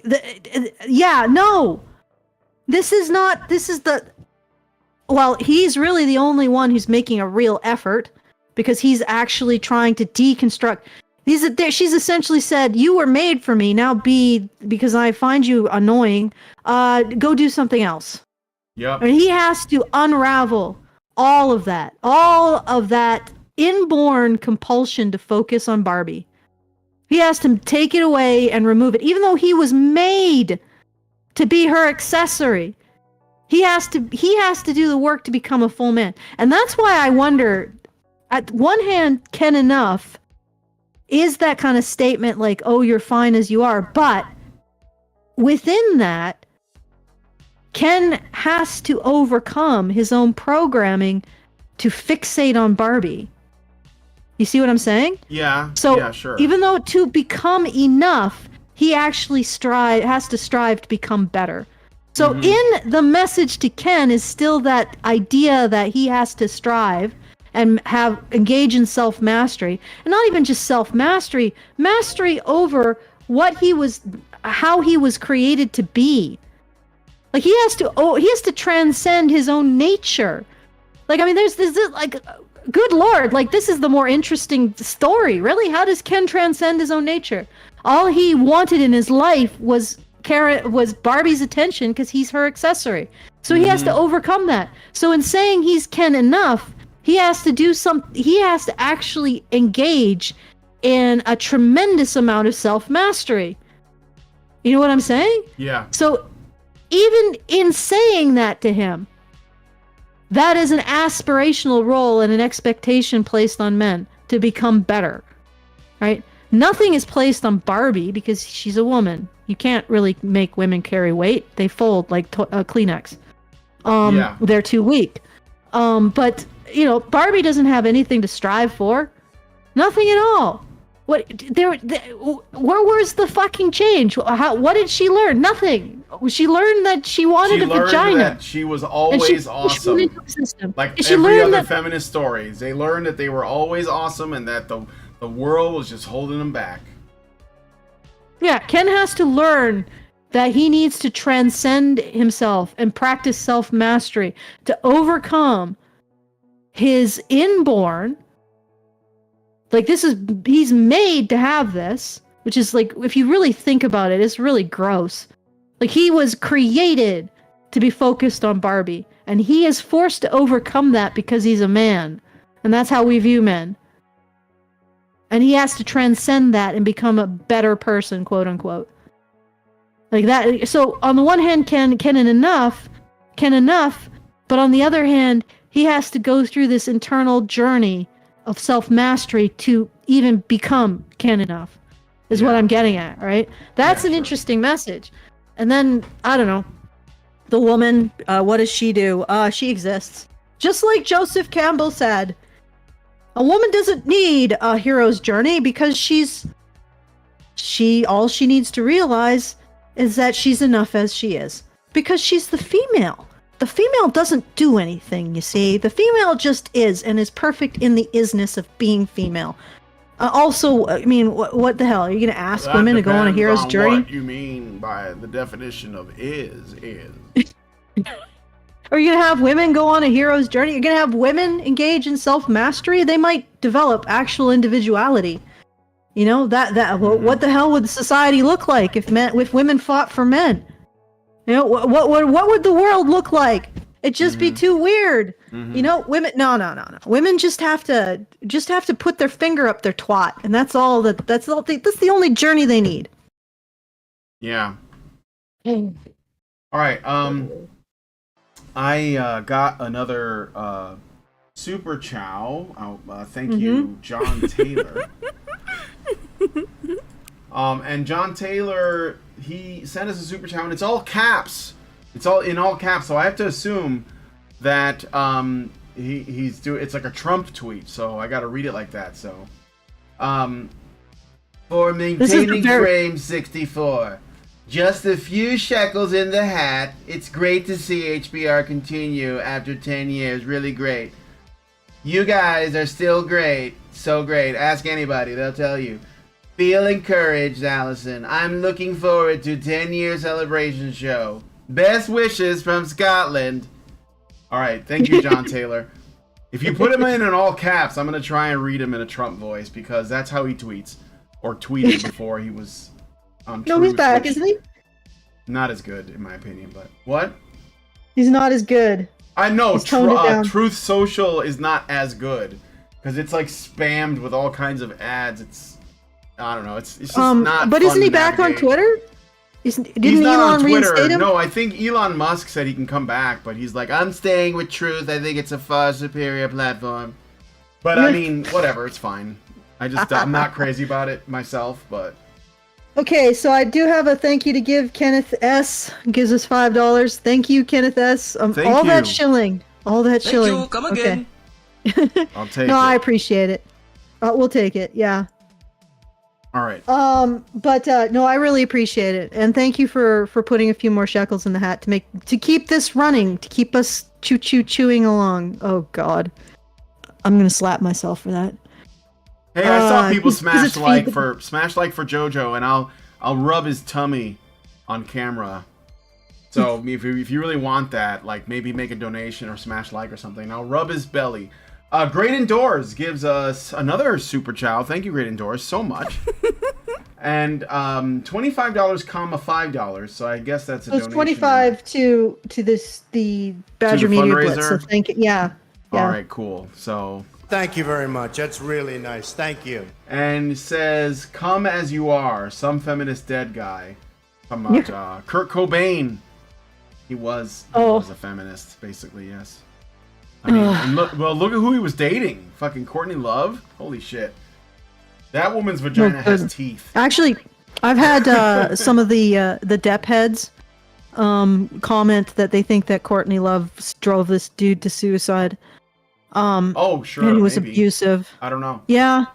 I don't know. I'd have to look into it. It's a bit before my time, so I'd have to look very carefully into it. I thought it was because he was under a lot of pressure. Because, like, he wanted to just make... He actually was trying to be, like, a pop star. He wanted to be popular.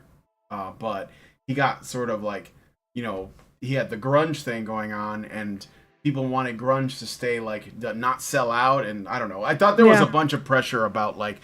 It's a stupid thing with music. I don't get, like, people want, you know, people want to make money and they want to become popular and they want to everybody hear their music. You don't want to sell out. But if they're too popular, then they're like traitors, and so it's like a weird line to have to walk if you care. Unless you're like Johnny Cash, you just don't give a fuck, which I suggest. So. Yeah, well, you know, probably was stressed about protecting and providing as men are. Even as a successful grunge artist, or as he was. Yeah. Okay, so once again, I'll just say we only have so we're in sort of the last few hours of the fundraiser, so this is it, guys. If you are able to help, this is the time to do it. We have 3 hours remaining, $35 left. So whatever you can put in is greatly appreciated at this time. And really no time left, so now or never, guys. Because of the very generous support by one of our supporters, initially we're probably not hurting too much, so we're not going to die if we don't make it. It's just a concerning, like, you know, if we don't make it, it's a little concerning, that's all. So feedthebadger.com/support and put a few shekels in the hat if you can, and let us continue on this lovely journey through this article. Okay. All right. Anyway. So, but another Pew Research Center study shines a harsher black light on masculinity. Researchers asked women and men where they found meaning, fulfillment, and satisfaction. They found women found happiness through multiple sources, but men did not. Psychologists describe those who find meaning through different social roles as having high self-complexity. Again, psychology, kind of bullshit. And women are the ultimate shapeshifters. Of course they are. They're just better at life, guys. They're just better at it. Because we have studies. Look at these studies that prove that women are better at shit. Look at these studies. They've all been signed off and approved by a bunch of feminists and academic, intellectual bullshit artists, but trust us, this is the science, and you have to trust the science, guys. Yes. Psychology and therapy and education. It's you know, safe and effective. Safe and effective. Yeah, it's safe and effective, guys. Don't mind the fact that most men who commit suicide did in fact reach out to some therapist or social worker or something, or doctor prior to the suicide. That isn't evidence that maybe the system has a serious problem. It isn't actually serving men. That's evidence that men aren't feminine enough. Yep, they're not. They're doing something wrong. Must be the fault of the patient. Yeah. Okay. But supply more leeches. That's literally what we're doing. We need more leeches. Let me give you a booster leech. The patient looks pale and unresponsive. Yeah. Get the big leeches. Get the big leeches. Yeah, get me a booster leech. How many booster leeches have you had? Anyway. Okay, all right, let's not go too far down those weeds. Psychologists describe the high self-complexity. Were you going to say something to that, or? Yes. Okay. Right. Men have a particular psychology. It is excellent for getting things done and creating an island where people or men are having fun and enjoying making life easier for each other, and also easier for women. Okay? That's what men do. They get things done. They focus on getting things done. They focus on their actions. Right? Instead of saying, men, why don't you woman? Why don't we say, hey, men have a particular type of psychology that's very valuable in and of itself.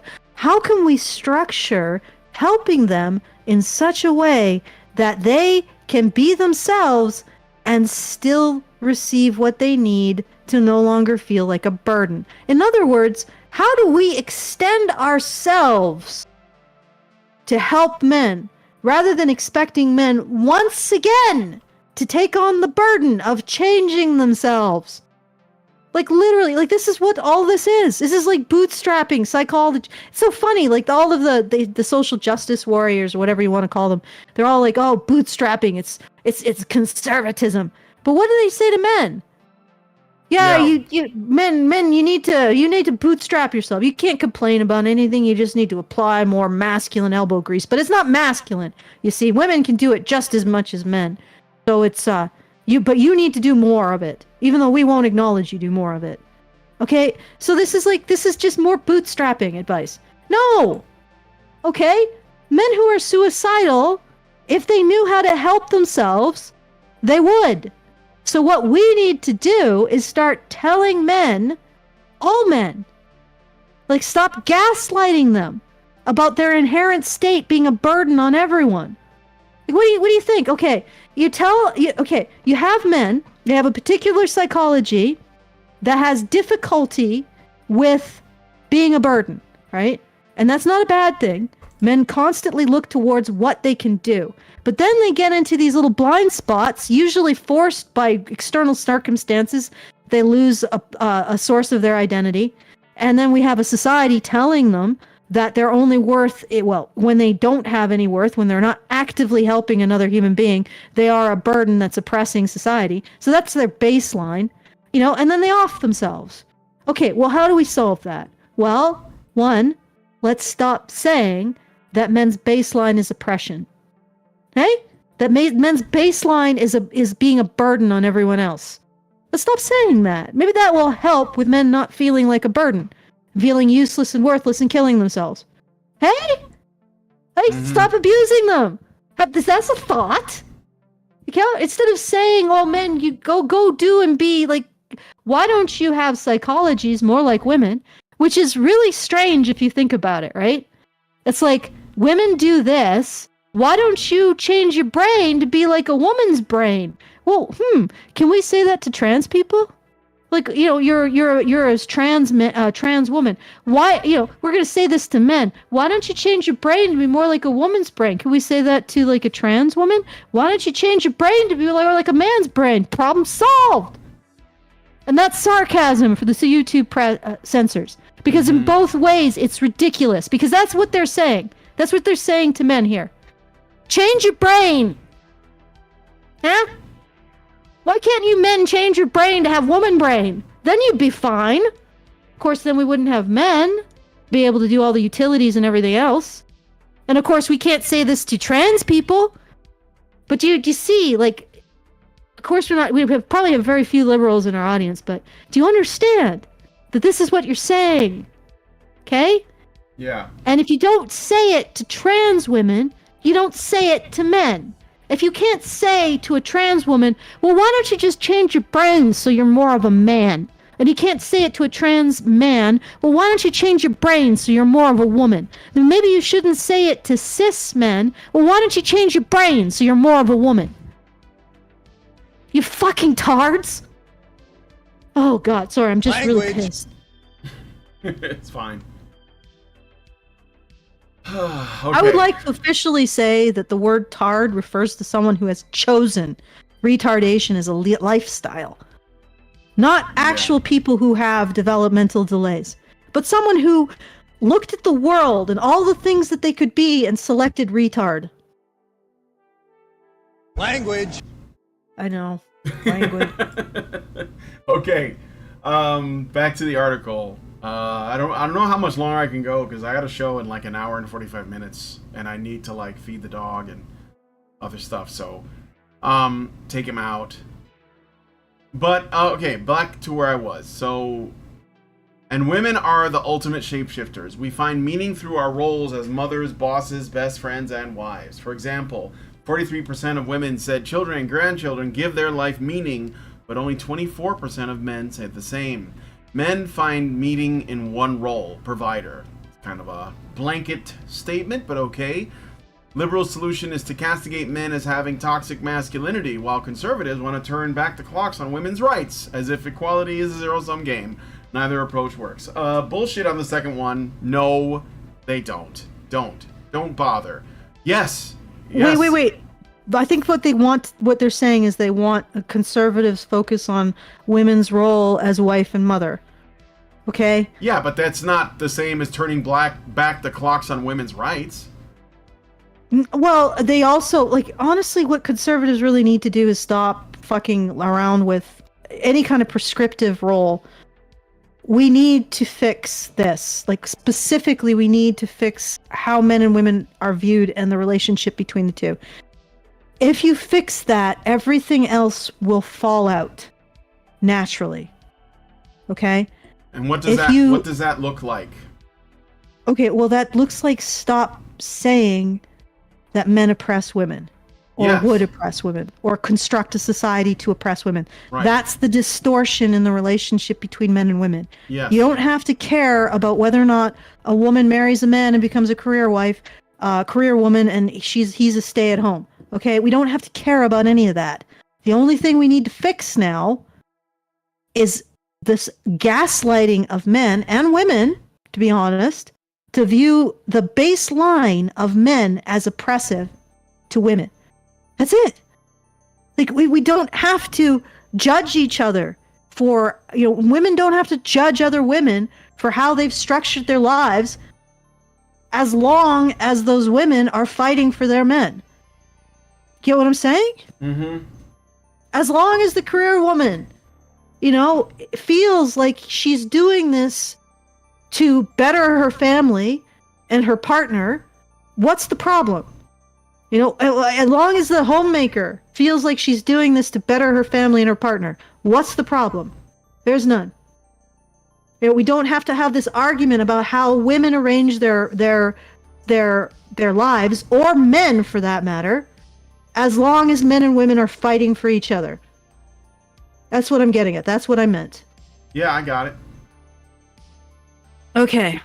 That's where I'm at. Like, I know maybe conservatives would disagree. I think at this point, like, I don't really even think there's a conservative basis for not seeing, like, I don't even think that the conservatives would necessarily, the whole idea of a woman staying at home and everything being done by machines is a Hollywood and industrial fantasy. That isn't a conservative approach. I've even said this to conservative women. Like, in the Bible, you're supposed to be materially productive in either running a farm or a small business to assist to provide materially for your family, right? Like, so there's no reason to believe that conservatives would put women back in the house, or that is a Christian sentiment. Instead, what it seems that the Christian sentiment is that men and women should be providing for the family and protecting the family, both. Like, that's it. They should be seeing themselves in terms of, living a godly life and providing and protecting for their children. Yeah. That's the Christian sentiment, not, whether or not the woman sits on silk pillows her entire fucking life. Anyway. Right. The idle hands are the devil's work, after all. Okay. Playground, I think.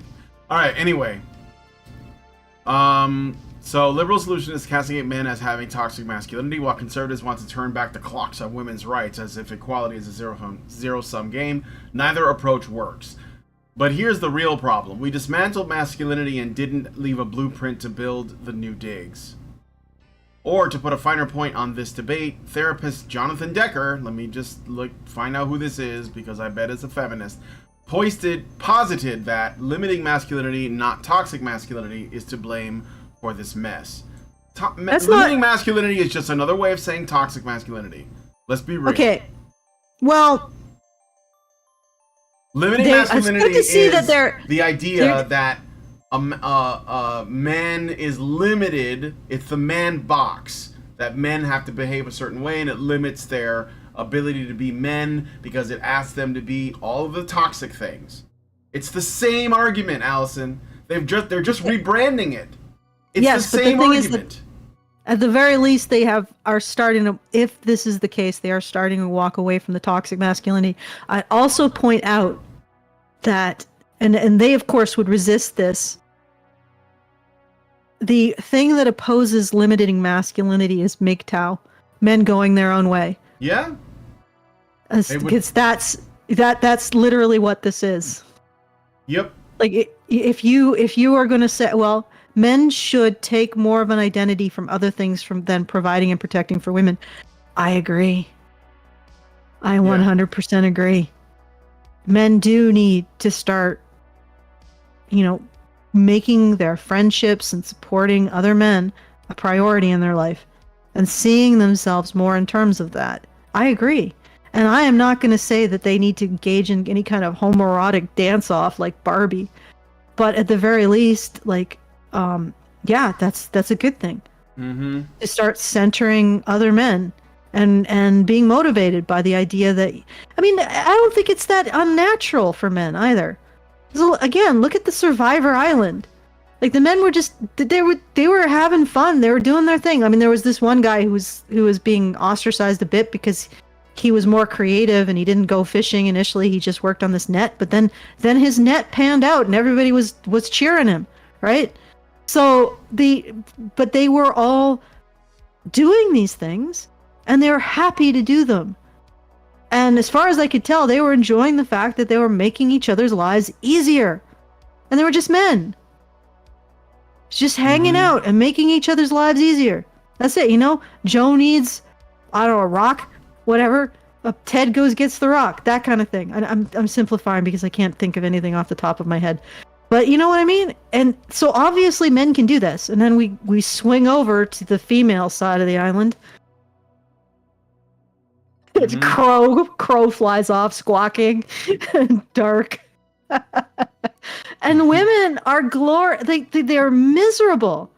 And why are they miserable? Because they don't take any pleasure in helping each other and making their time easier. They're all wanting to control or to make sure that nobody's getting anything more than anybody else. Yeah. They can't fucking cooperate. Like that's the other thing that men's risk-taking nature does. It gives them it gives them the ability to cooperate on a higher level. Now, part of it might be that, these are women that are been sort of brainwashed into the Western bullshit. You might have seen a very different situation if you'd chosen like more women from a, maybe not a tribe, but, agricultural women or peasant women or something like that. But still, it's really stark. The men were happy. They were happy to do things. They were happy to help each other. The women were arguing over who needs to do what. Mm-hmm. And then there's always the one woman who's willing to do something, who just is a little bit more masculine and is willing to make the effort, like I always was. And she's just run to death. This is why the whole radical feminist lesbian utopia is like horrifying to me. Because I've always been the one woman who lifts the shit that needs to be moved. Or does the unpleasant task, that shovels the dirt. Whatever. I'm not just sitting on my ass letting men do it. Like I've seen women do over and over again. And I know that in lady hell, I'm going to be the one who's unplugging the toilet, picking up the vomit, shoveling the trenches and moving everybody's fucking furniture. And believe me, I don't consider other women to be a reward. I may be bi, but I'm not that bi. All right. Yeah. But that's the thing. Like it's men, I think, have that ability to cooperate and enjoy making life easier for each other. Women have the ability to say, "You girl, yes, queen, lean in, boss bitch," and then they don't even have the ability to not lie or not backstab each other behind the back. Mm-hmm. So it's like, and I don't know if it's inherent or if it's just a Western woman thing. Okay. Okay. I'm digression. Sorry. Yeah, it's fine. So Jonathan Decker posited that limiting masculinity is not toxic masculinity is to blame for this mess. In other words, how we define masculinity is too narrow, which is basically the same argument as toxic masculinity. Trapped by these impossible ideologies, it's not impossible.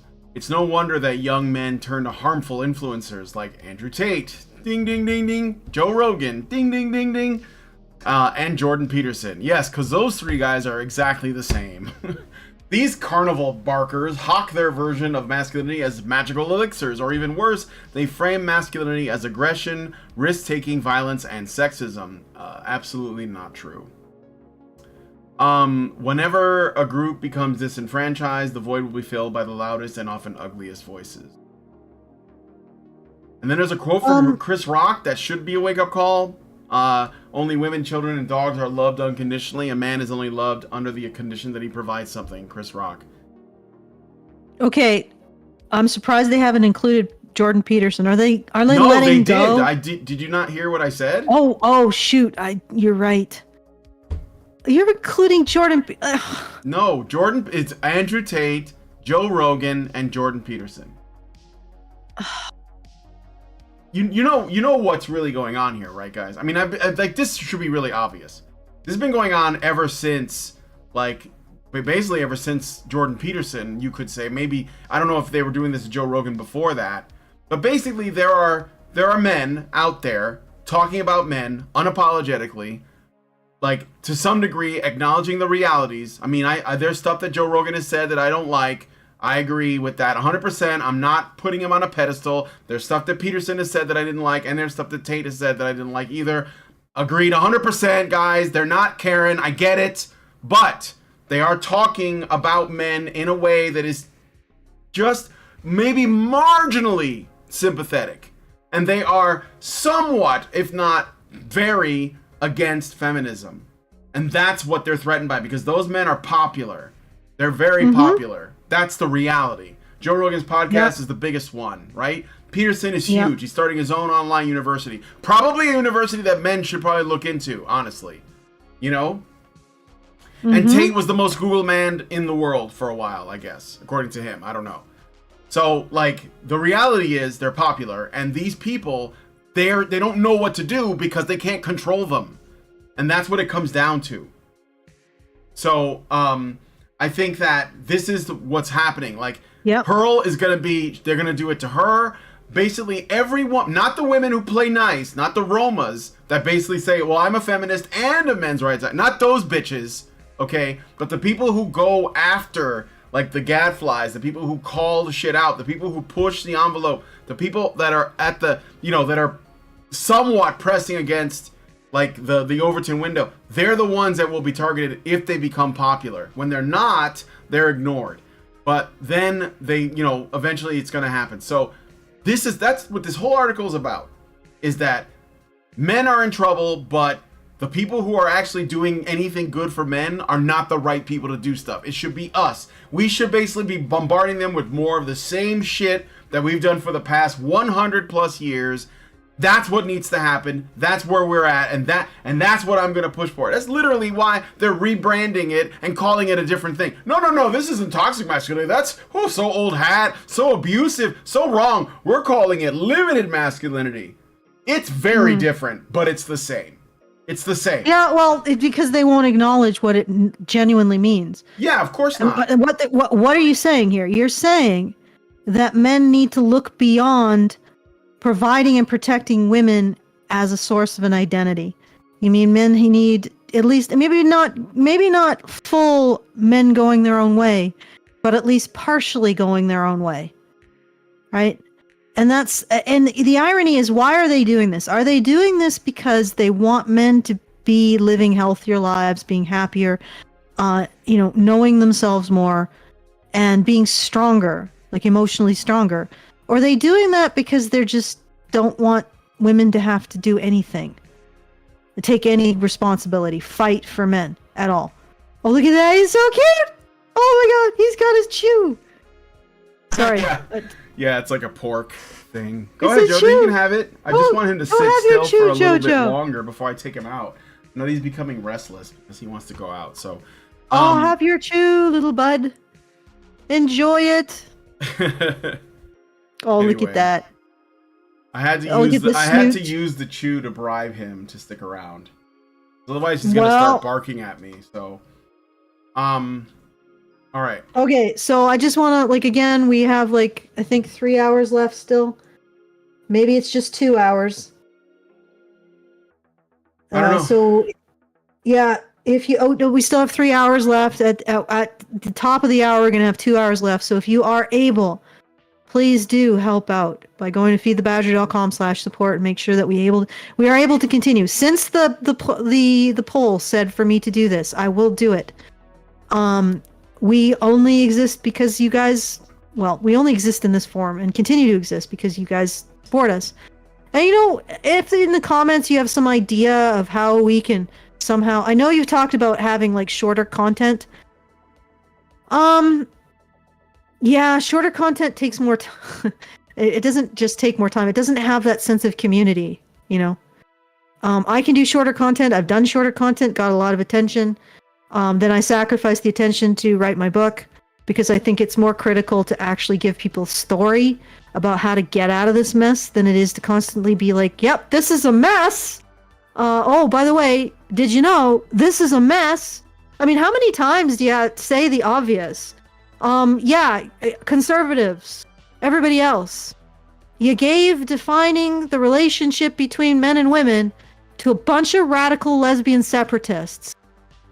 And you thought that wouldn't create a mess somehow, or maybe you just didn't care. Like, I don't understand how that happened, but whatever. This is where we are. It's sort of like giving the captaincy of a gigantic tanker to somebody who's incredibly drunk, and being like, yeah, that's gonna work out. Well, it didn't.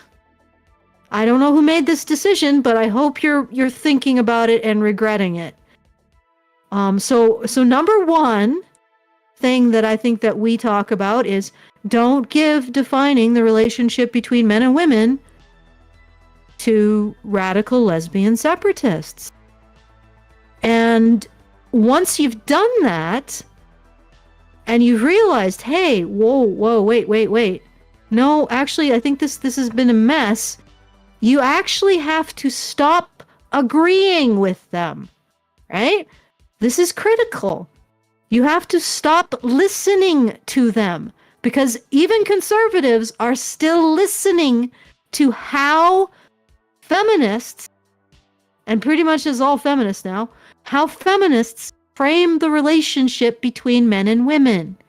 You're still listening to them. And as long as you listen to them, you are going to live within their world and their rules. Okay? So the only thing you can do to exit the world that is currently becoming a mess, a trash fire, is to exit the story in which men oppress women. And that is their primary defining characteristic as men. Gotta leave that. You gotta, I wouldn't worry about, some small group of women or trans women be having access to women's bathrooms. Really unlikely anything's gonna, I would consider that to be a very minor issue. Also, how women structure their lives, also a very minor issue. You're fighting about these petty ass problems when you have completely ceded control over the relationship between men and women and its public perception to lunatics. Okay? And you are choosing battles that you think are important, but they are not. All right, I don't know how many people I've insulted, but there you go. Support us! We can insult you more. God damn. Okay. I got a super chow, 2 super chows actually. So thank you to who is that? Safe Demon gives us $5. Thank you. And Great Indoors gives us $10. And says, when my sister went to college, she quit after finishing her propedeutic year. even though she was best in class. Why? Because she did all the work for projects while certain classmates were celebrating long weekends in Paris. She immediately started working for a company in 1996, worked her way up, and never looked back at college since. Oh, and she earns more than her husband. They both don't care. I've never heard of her or my mother bloviate about feminism. Well, I mean, as long as you're satisfied, that's fine. But I think that the problem is that a large number of women, perhaps a majority, want husbands that make more than them, but they also want to be boss bitches at the same time. And obviously these two things can't coexist. So that's, I think, going to create a problem. I don't think that's what he said. Your sister is particularly unique. Yeah, I don't think that's his point. I think he's just saying he might actually be taking off of my point that I don't want to live in lady hell because I'll be the one who's doing all the fucking work. Yeah. Honestly, I think the women who actually are in these positions and actually are doing the work do not want lady hell either, and they know that lady hell exists. Mm-hmm. But anyway, so I think I have one thank you to give to Zuwam, who gives us $25. Hopefully not your legal name, Zuwam. Thank you. Mm-hmm. We are very close to. Let's see, how much do we have left? Thank you very much. That's really nice. Thank you. What the heck? Oh, so we are 610. Can we get it down to into the 500s there, guys? Anyway, so again, 3 hours remaining. Feedthebadger.com/justthetip. Yeah, I will. Let's finish this off because I think we're over 2 hours now. Yep. Okay. In researching this piece, I polled over 20 male friends with the following question: what does it mean to you to be a good provider? Ooh, friends. That's great. Many of my friends shrugged off the question and gave evasive replies about being gainfully employed and wearing clean underwear. But some of my friends are deep thinkers. You're an asshole. What's wrong with being gainfully employed and wearing green? I mean, it's funny. Women hate it when men joke around with stuff. Julius is such a man. A mass of paradoxes that would confuse most women. He is artistic, poetic, sensitive, and composed. Silent at moments, talkative at others. He is what women would call the dark and mysterious type. No. What are you talking about? Paradoxes? Okay, well, she just has the hots for him. Let's just move on. She's just trying to make him sound complex. Julius also served in Iraq. Today he is a suicide survivor who battles PTSD. Note, Julius asked me to use his real name. He counsels ex-military suffering from PTSD and is very open about his battle with depression. Okay, so a dude who has gone to the very limits of human existence and stared into the abyss is capable of not being as concerned by civilian identities. Okay, all right, well, I guess that's the answer there, guys. Let's keep going. All right. Julius smiles with an insouciant grin when I ask him how he defines being a good provider and replies, men play this game of appearing confident, headstrong, and apathetic, while women must appear the opposite, demure, vulnerable, and empathetic. Oh boy, now Julius sounds like an asshole, by the way. It's ridiculous that society accepted this. Okay, let me start over. It's ridiculous that women accepted this sexist way of thinking, even though everyone states on their dating profile, I'm looking for an honest, caring, intelligent man. These are qualities that we see in women, not in men, and yet the hypocrisy lives on. But basically, what the hell is he saying? It's I mean, it's not deep. It's just confusing. It's like Bob Dylan lyrics. Men play this game of appearing confident, headstrong, and apathetic, while women must appear the opposite. This is like the speech at the end of the Barbie movie. It's just ridiculous. All it is people saying, like, men are not behaving enough like women, and it's women's fault because it is women. It's women that do that. Like, that's all it is. Like, I'm so bored of this same thing being regurgitated over and over and over. Society, no, women. Stop saying society when you know you mean women. Women are the ones that set the bar. Men try to achieve it. If men are not doing that to each other, and in the cases where men are doing that to each other, they're doing that because they're trying to help those men find women. Yeah. Like honestly, like a lot of the whole messaging around this from man to man is probably pro-social. They're just being like, okay, I regret to inform you, gentlemen, women. So let us just deal with realities here. Let me try to help you, give you the advice you need to deal with, women. Yeah. And their demands. Like it might just be guys are like, yeah, this is something that we can't change, so let's help each other out in managing it. And then we turn around and blame men for the existence of the thing that they are dealing with. Like, yeah, it's toxic masculinity. No. This is men helping each other deal with what women ask from them. And Jesus Christ, I don't get why this is such a controversial statement. Selective pressure exists in sexually reproducing animals. It's applied by the female, usually on the male. To some degree, it's also applied the other way. Maybe not to the same degree, because you don't see a lot of elaborately colored female animals with gigantic survival handicaps on their heads, right? So there's selective pressure put on male animals by female animals. Maybe not so much in pair bonding. Men are like, these are the selective pressures that women put on men. They want men.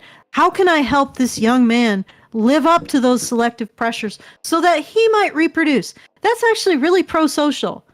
I think that mostly, like, if you look at the feminists, the attitude is more like, how can I sabotage every other man so I get all the pussy, at least in terms of my like my fantasies to myself? I don't know. I feel like I've gone into the weeds. Oh no, it's fine. All right. Jojo's like climbing up on me because he wants me to feed him, but yeah, okay, so we gotta stop. I'm almost done. Let me just finish this. Okay. All right. Sadly, many men do not survive this hypocrisy, but if we don't teach our sons that there is more than one way to be a good man, some may choose to be bad men, others will harm themselves. We can do better. We owe it to our sons to at least try. Okay, you're not... Okay. A C for effort, I guess? F. No? F. 0. Same shit. Just the same shit all the time. I don't like men as they are. They should change. That's the whole thing. Men are not fine as they are. Yeah, but it's like, if you really care about men's suicide, stop saying to men that their baseline being is a burden to everybody. Like, especially since there's nothing, like, I can't emphasize this enough, guys. Like, the patriarchy narrative, specifically this narrative that men would construct society for their own benefit at the expense of women, for no other reason than their own benefit, is not scientific. It's been disproven multiple times. It has no predictive value. If you want to believe in weird shit, believe in telepathy, because it's more scientifically valid than this. I'm not kidding. I'm a woo person. That I'd be okay with that. But it really annoys me. Like, scientists who be like, extraordinary claims require extraordinary effort or evidence when it comes to telepathy, because in terms of regular science, it's been proven. They totally are like, oh, but yeah, feminism, patriarchy, that's a thing. That totally, you apply the same standard to these assertions, please. Hell, apply even a civil law standard to the assertions that feminists make about men, and they fail. These assertions have no validity. They are not factual. And yet we continue to perpetuate them. Why? I have an answer, but I will not give it to you now, because that would require Jojo sitting for a long time, and he does not want to sit. He looks like a dog that wants to go. He's kind of anxious. He wants me to feed him. I gave him that bit of like chew because I wanted him to like get a snack. But I gotta feed him his food. So. Okay. All right. So I'm gonna thank Richard Bier for giving us $100. Thank you, Richard. Thank you, Richard. This one. My spoon is too big. And I'd also like to thank Brendan Holland. Ooh, Brendan H. That I don't know if that's a goodness. Oh, for well, $50. Yeah, I doubt 50? that's $50. Yes.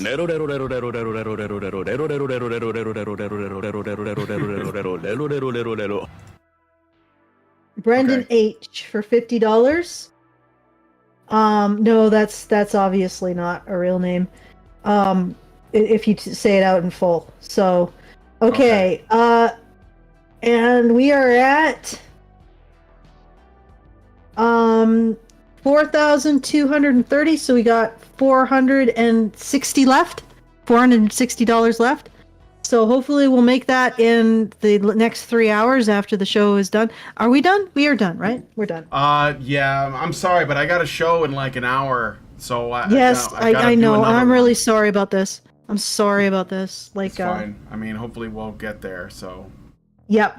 So anyway, if you would like to help us out, once again, it's feedthebadger.com/support. I would like to thank all of our very generous supporters for making this show happen every month. And hopefully we will continue until somebody else who's like a media personality starts taking over our shtick, you know? Like maybe we can hand the baton to somebody like a Joe Rogan, except one that you know, really questions what this narrative is doing to our society. Like really understands that, you know, you hand the defining men and women over to a bunch of women who hate men, and the result is subpar, shall we say. You know, I mean, who the hell decided this? You know, I don't think it was a decision. I think we just sort of fell into this. Well, you know, maybe next time we need to be a little bit more conscious about these things.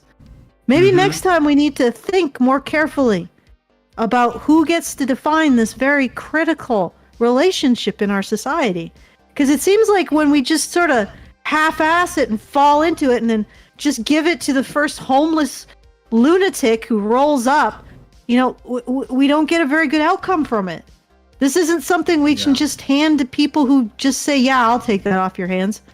You know, maybe we should have a vetting process. And the first question is, do you hate men? Well, let's look at your Twitter's history.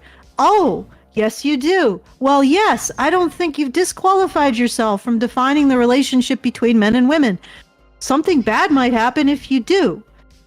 No. Instead, it's like, no, yeah, just do that. Whatever. Whoever wants to, take this task on. Have at it. And then we're living with the consequences now. Okay. So going forward, we can learn from this. And what we can learn is that we need to be very careful who we give defining the relationship between men and women to. We need a vetting process. And we need to make sure it's not a person who hates or people who hate men or want to blame men to make money. Okay. So anyway, if you want to make sure that that message doesn't disappear in the wind, like dust in the wind, please go to feedthebadger.com/support. Got 3 hours left at this moment.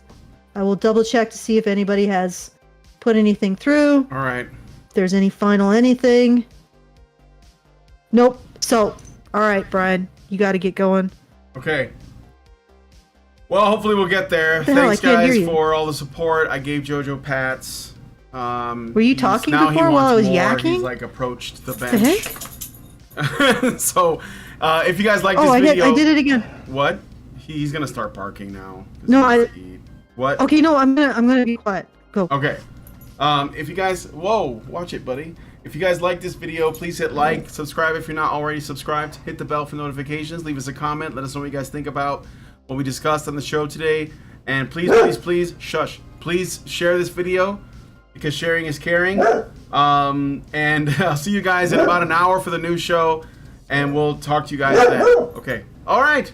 Stop it. Men's rights activists are machines. dude. Okay? They are literal machines. They are talking point machines. They are impossible to fucking deal with, especially if you have like a couple dudes who have good memory on top of that too. Holy shit, you're fucked.